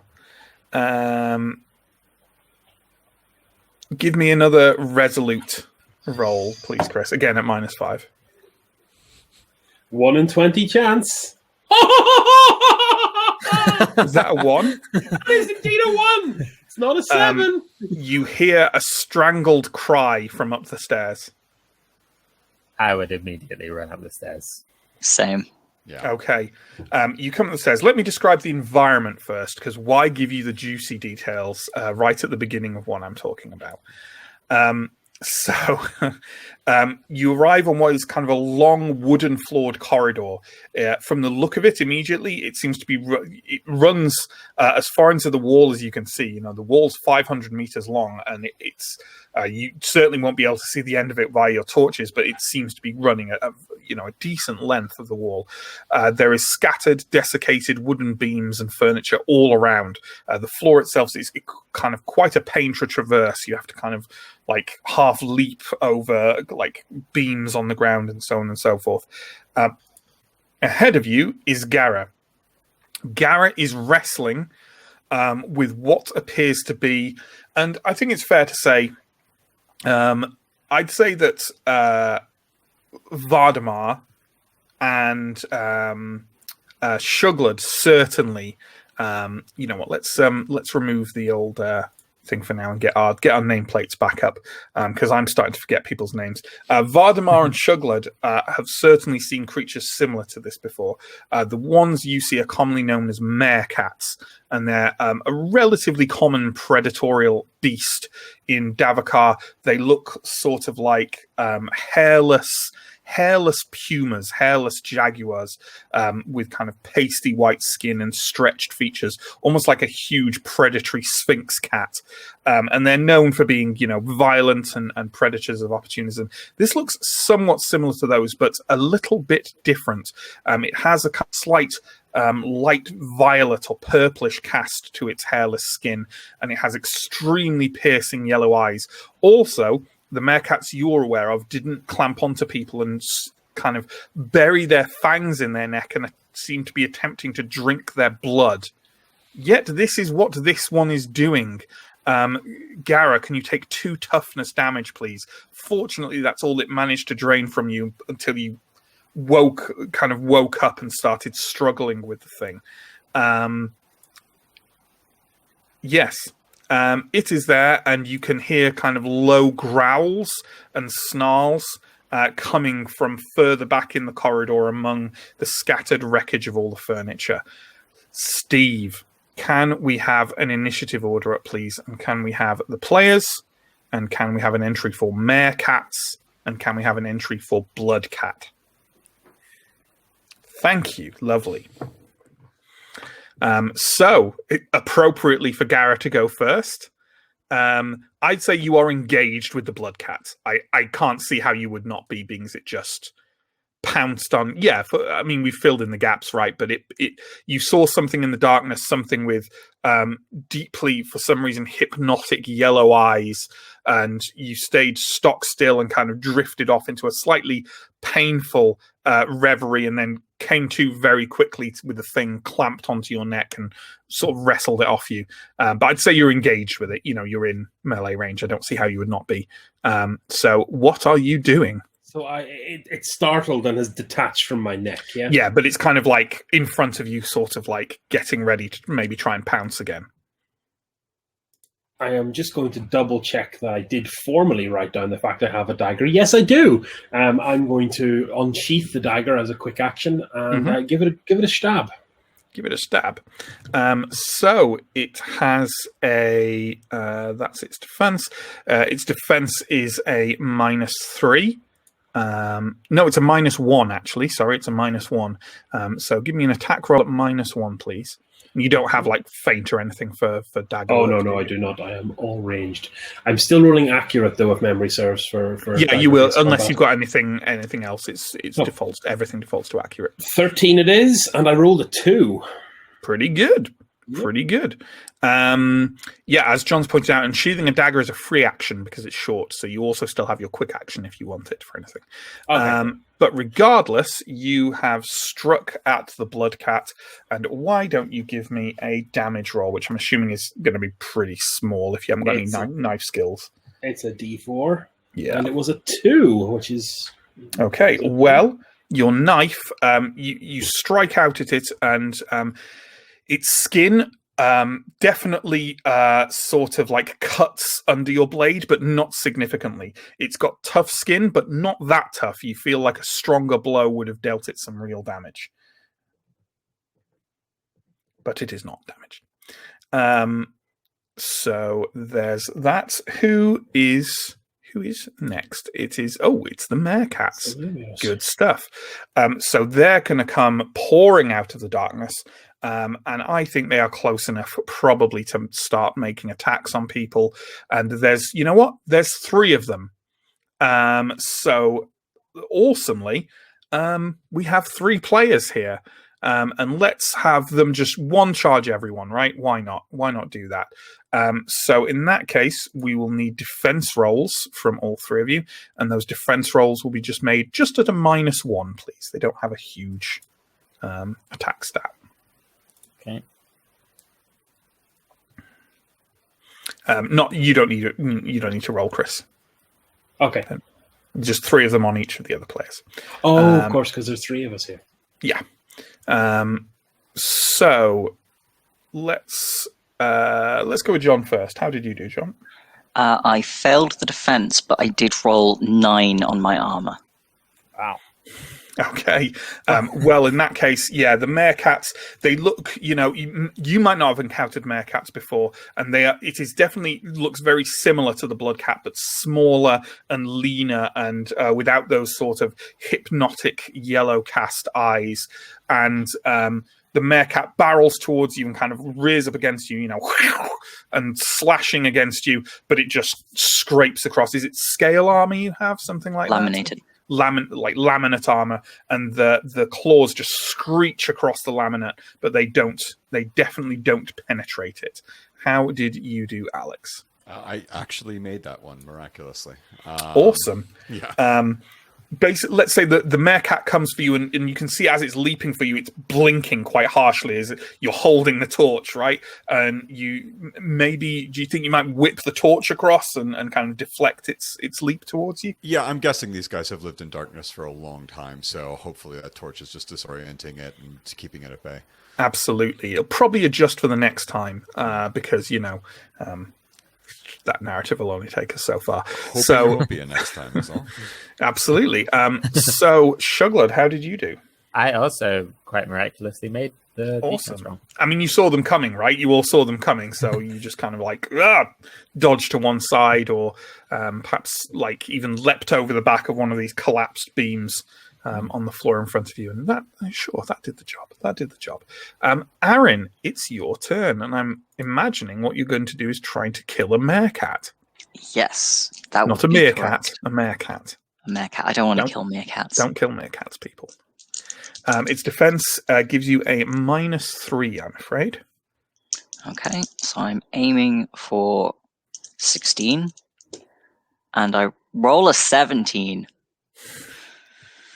Okay. Rough. Okay. Rough chuckles. Okay. You're aiming for a 16. Sorry, 16 minus the 3, so 13. Right. Yeah. You similarly, you try and strike for it in a fencing pose, and it just flips itself to one side. Perhaps your usual tactics won't be as effective against such a wiry and dexterous creature. Are you doing anything? Oh, we should have asked actually if Garar was doing anything with his quick action as well. No, I'm not. I'm still engaged. I didn't know if you wanted to disengage or something. That would involve an attack, which I don't particularly want to tank. Aaron, how about you? You taken any quick action? I don't think so. No. Wait.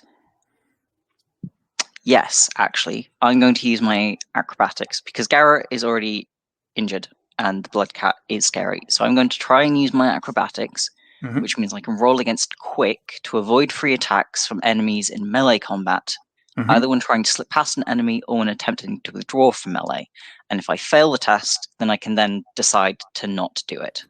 Absolutely. So I'm going to very quickly get a different D20 because that one is cursed. Smart. And I'm going to roll.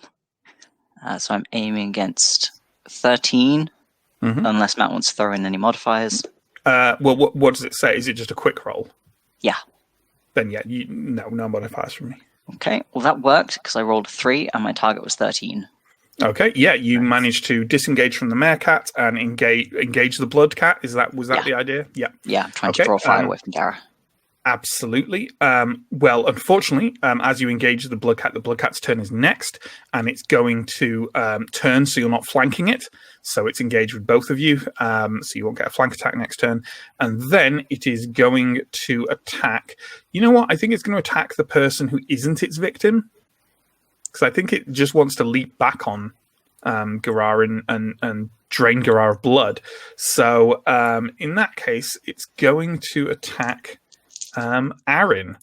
So why don't you give me a 2 defense rolls, please, at -3. Okay, so the first one is a fail. I rolled armor with that as well. Do you want to know that? Let's just get let's get the full picture first. Sure. That was a fail. That is also a fail. Okay. Okay. So what are your 2 armor rolls on those? So my first one was just 2. And Wow. my second one, I'm not feeling confident about this, is 4. So your first one was 2, Mm-hmm. and your second one was 4. Yep. What's your toughness? 10. Okay. So you kind of dive away from the meerkat, kind of take up a fencing stance against the blood cat, which turns on you, and faster than you can register. You were expecting a strike against the thing. It dives on you, and you just hear a growling and an awful tearing sensation in your belly and your abdomen, and you feel kind of fangs clamped around your neck. You are down because it did 12 damage. Okay.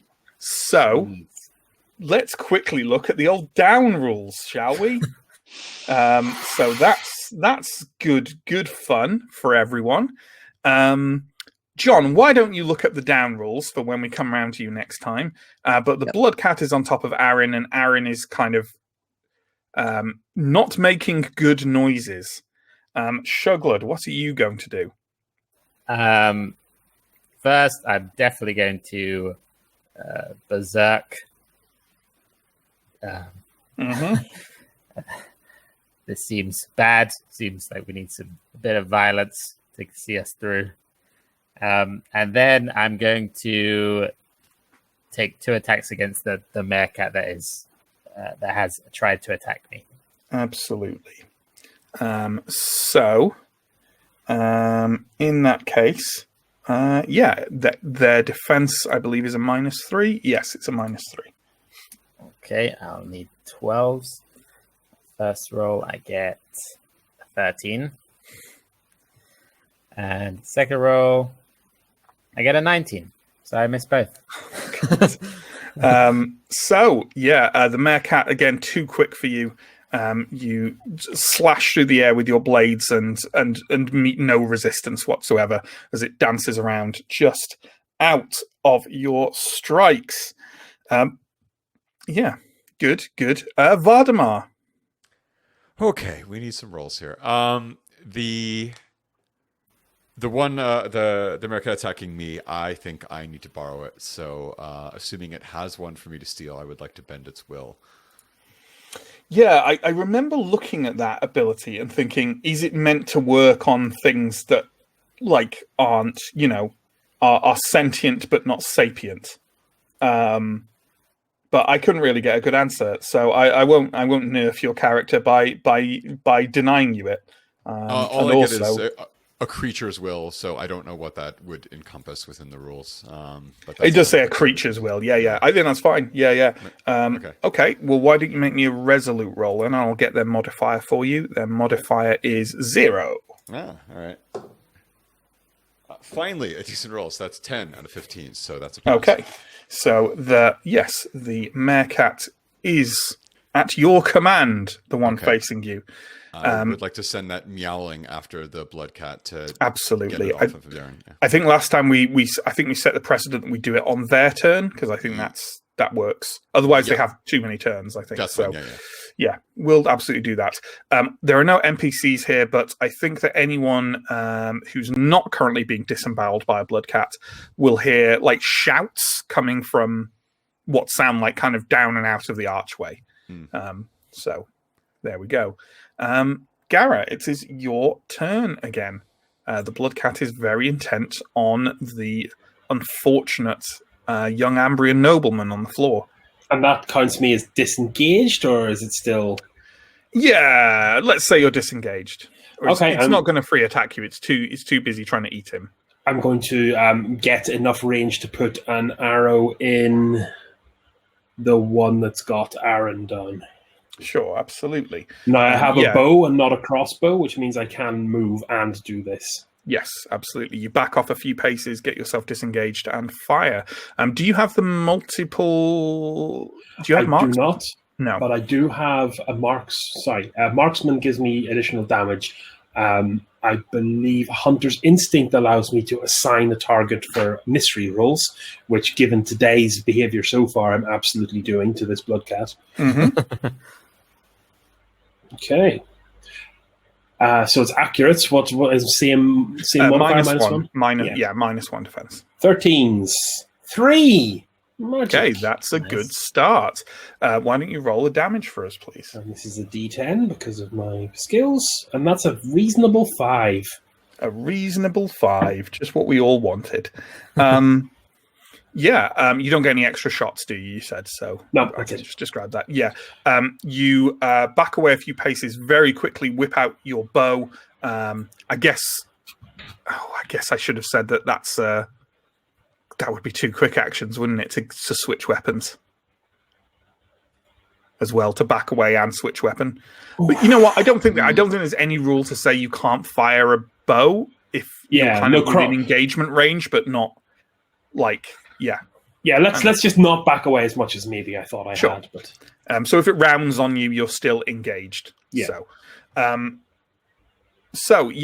you. The haft of your arrow kind of appears very quickly, given the very short distance it has to go in its flank, and it sort of yowls and starts dragging itself off the nobleman.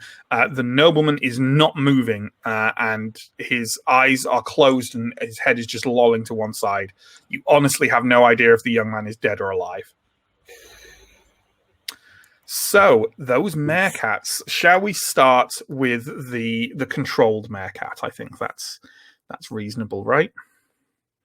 What's it attacking? The blood cat. I want him off of Aaron. So absolutely. And ideally to use to help flank so that anybody can get position on it. Absolutely. Well, you know what? Let's have you roll for it, right?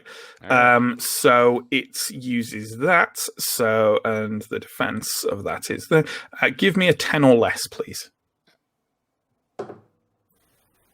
That's an 11.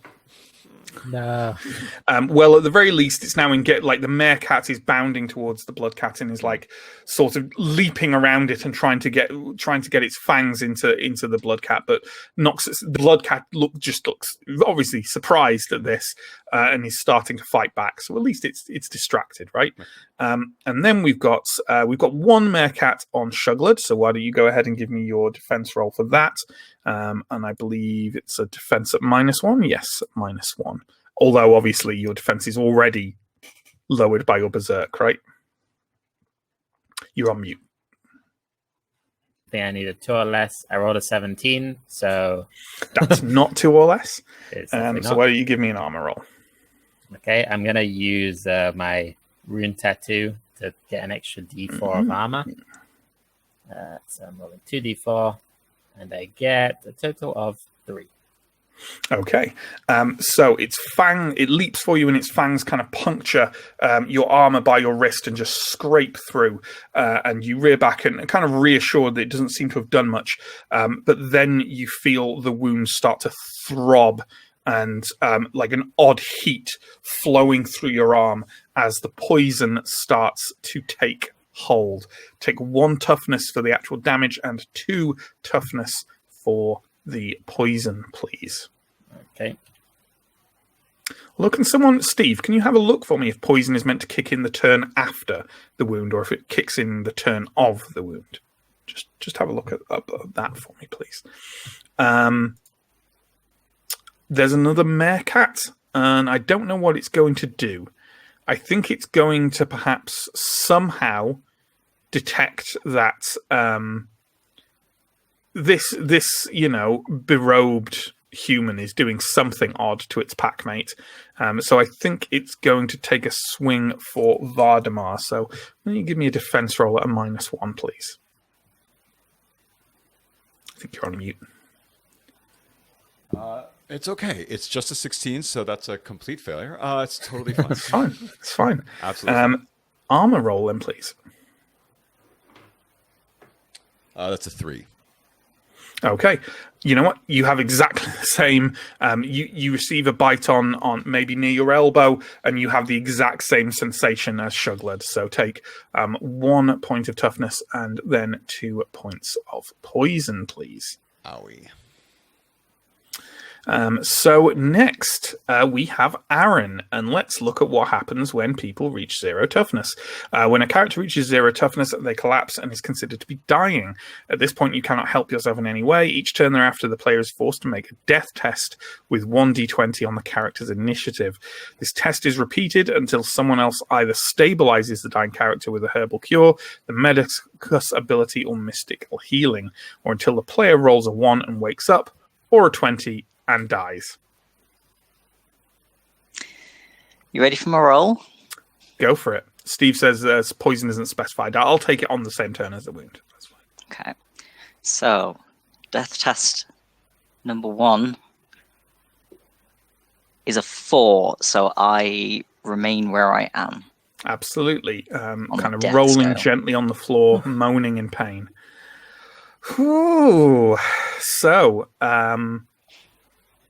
that blood cat, I think, is going to attack that mare cat. I think it's going to give it a good slap back for not doing what it's meant to do. Who wants to make the blood cat roll? You know what? I'll make the blood cat roll. I rarely roll in Symbaroum, and what the hell? Then it's 2 attacks as well. Yeah.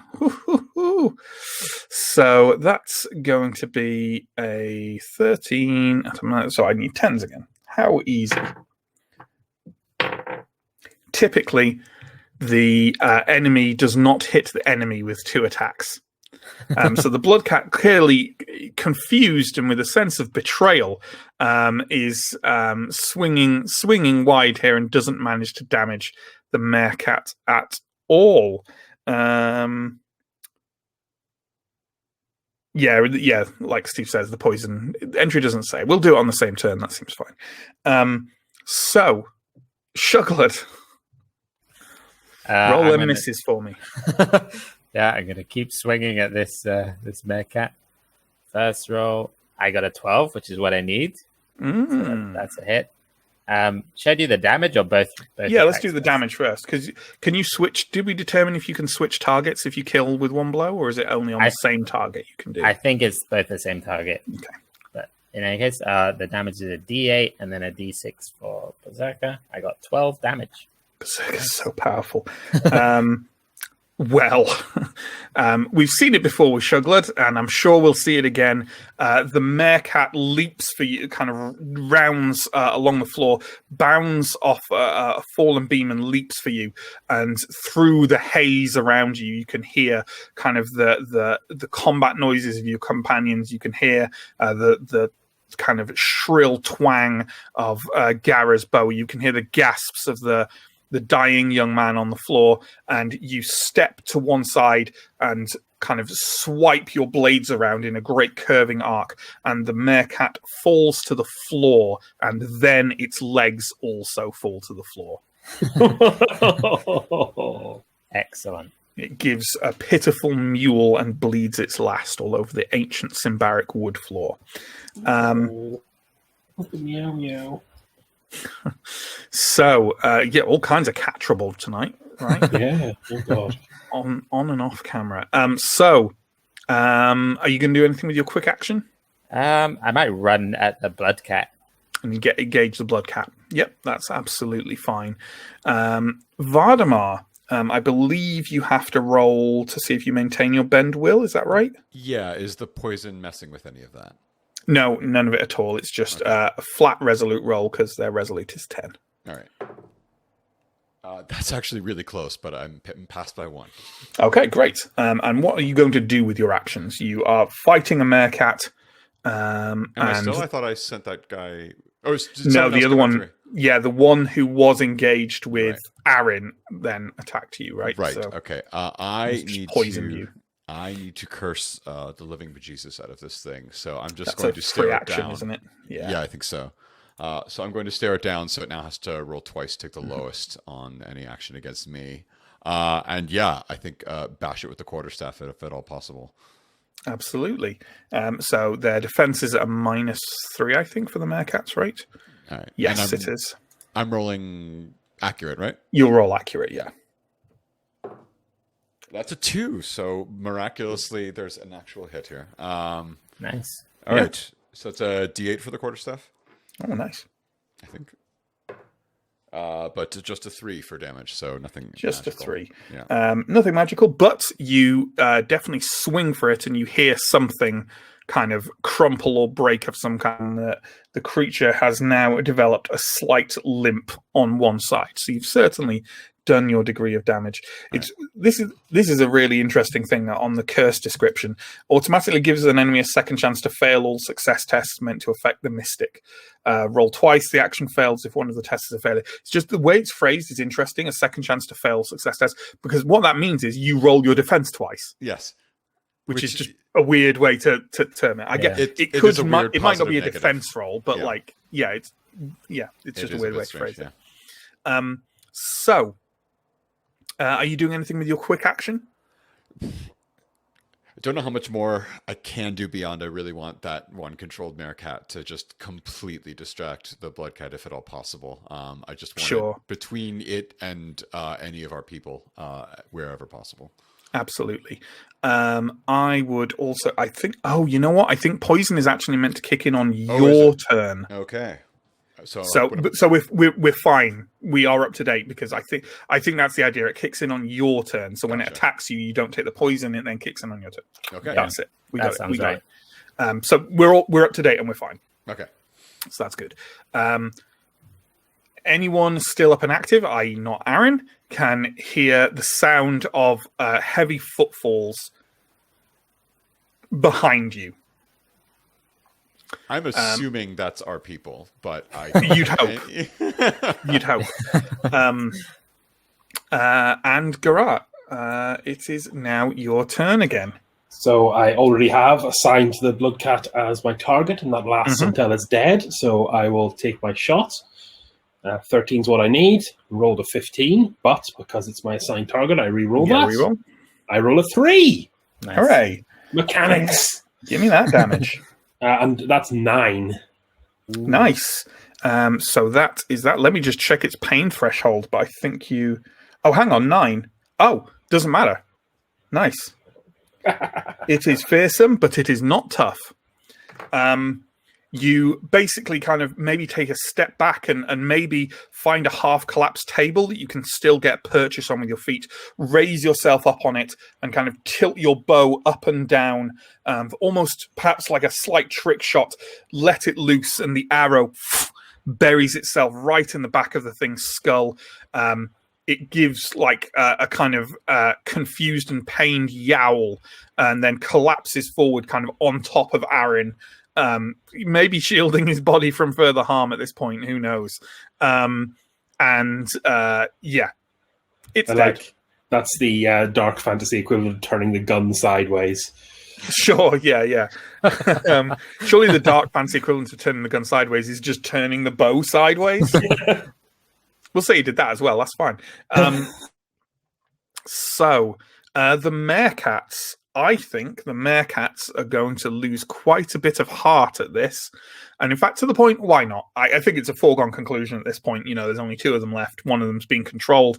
I think they're going to yowl desperately and try and get past you down the stairs and presumably out. Is anyone going to try for a strike on them as they go past? I'll give you guys a free strike on them if you want. I would if one was going past me. Valdemar? Yeah, you're on mute, I'm afraid. Cool. Yeah, happily. Okay, well, let's go with Valdemar first. Valdemar, why don't you... I'm assuming you're striking the one whose will wasn't bent to your own. Yes. Okay. Go for it then. It's -3. Oh, -3. That does just fail then, sadly. Okay.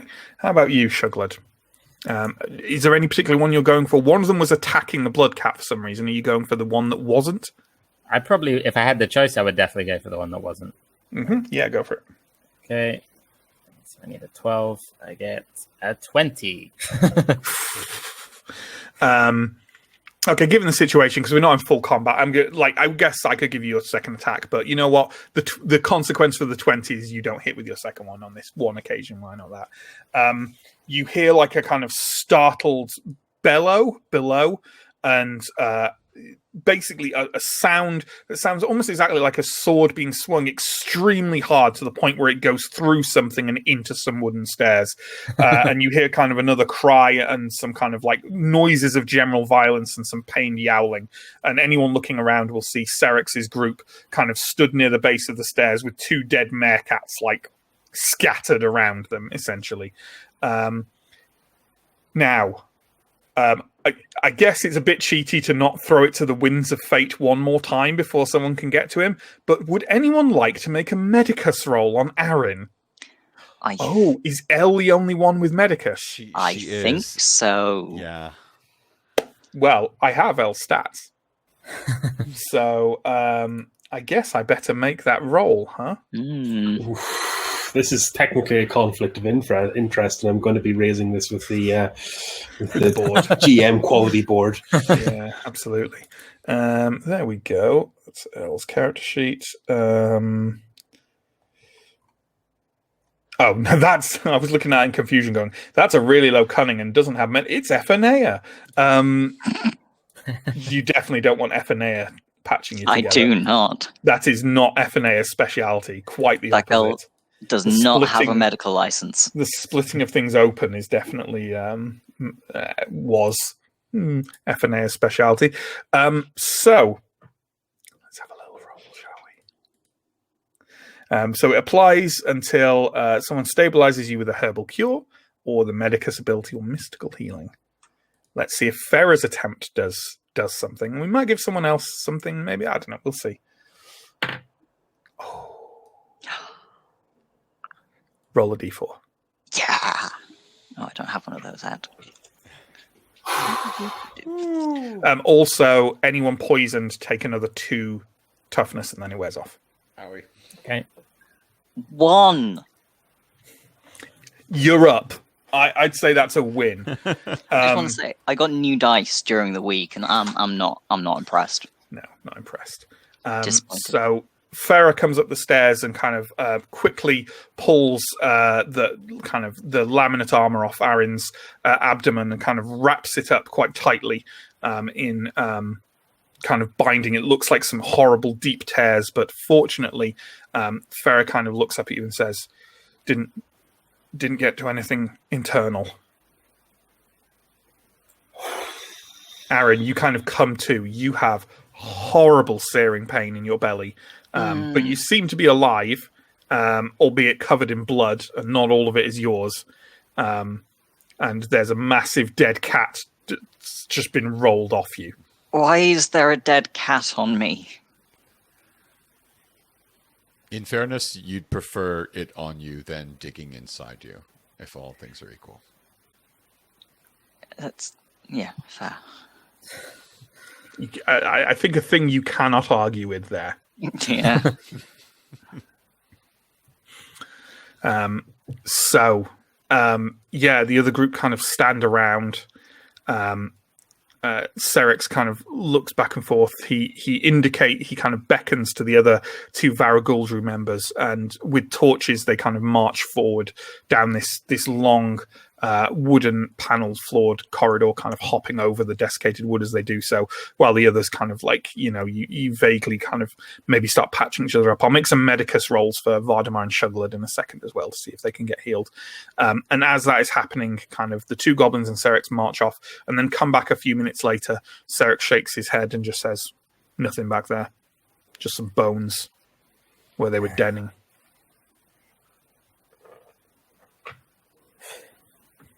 Never seen a meerkat like that before. Have I seen a meerkat like that before? Yeah, well, give me your cunning roll for your beast lore, and we'll see. Unfortunately, Farah's attentions did nothing for Vardamar and Shugled. Oh wow! Well, that's true to form. I pass on that cunning test. Yeah, you are. I mean, obviously everyone knows because it was on the initiative order. But yeah, that was a blood cat. They are larger relatives of the meerkats. Often, kind of have them acting as a little prowling brood for them, and they desire nothing else but to track down unwary travelers in Davokar and other beasts of prey and drink their blood for their sustenance. Okay. Yeah, it was a blood cat, all right. And those must have been meerkats with them. They're wilds. They're just using this place as a cave, I think, which is strangely reassuring. Old kind of nods. He's kind of like a wiry goblin with multiple axes hanging off his belt. Probably, definitely the most capable and directly skilled fighter among the Varaguldru. Something of a kind of weapon master of the tribe before they fell apart. And he tilts his head and says, "Could that have been the tracks from overnight?" Yeah, that would all line up, wouldn't it? Well, there's 4 less of them now. At least the camp is safer. Serex nods and says, "All right, that's enough for at least a couple of hours. Let's get you all back to the camp, and maybe there's some herbal cures. Maybe that scholar can make himself useful. In the meantime as well, or after you've rested, we've got something to look at. We found some stairs going down." Oh. And you know what? I think we'll leave it there for the day. Yes, we'll leave it there for the day, folks. So thank you for watching our stream, Fetters of Stone. It's a spin-off from our regular Symbaroum campaign, which is on hiatus at the moment, but you can find quite a lot of VODs for it over on our YouTube, which you'll find if you just search for Telling Tales RP. We also have a Twitch on Telling Tales RP, and if you go over there or go to our social media or anything like that, you'll find our link tree, and there's a bunch of stuff in there. There's social media and Discord and Patreon and all that good stuff. Thank you again to Free League Publishing for hosting us here. We're on every other Sunday, so fortnightly, so that means our next session will be on the 4th of July, Sunday the 4th of July, starting at the same time at 3 o'clock in the afternoon BST. We also regularly run weekly shows over on our Twitch channel, Monday, Tuesday, and Wednesday at 8 o'clock in the evening BST. We do Call of Cthulhu on Mondays, Blades in the Dark on Tuesdays, and Coriolis on Wednesdays at the moment. And we also have monthly one-shots on the first Saturday of every month. There's a bunch of VODs of those over on our YouTube. Even as we speak, there's The Expanse and Alien and Troika and Morkborg and Fiasco. And next month, and this is actually quite fun. That'll be a heavy streaming week for us because this next month is going to be the day before the next episode of Fetters of Stone. On the 3rd of July, we will be running the grim, dark, and extremely adult role-playing game Honey Heist. I'm joking. You play bears wearing hats, heisting honey. And Johnny's going to be running that one, and that'll happen at 3 o'clock in the afternoon on the 3rd of July. That's a Saturday, folks. Thank you ever so much for watching. We really appreciate it. Thank you to my players. Thank you to the excellent stream manager, Steve. Thank you for everyone for watching. Thank you again to Free League. And we'll see you in 2 weeks' time for more Fetters of Stone. Goodbye.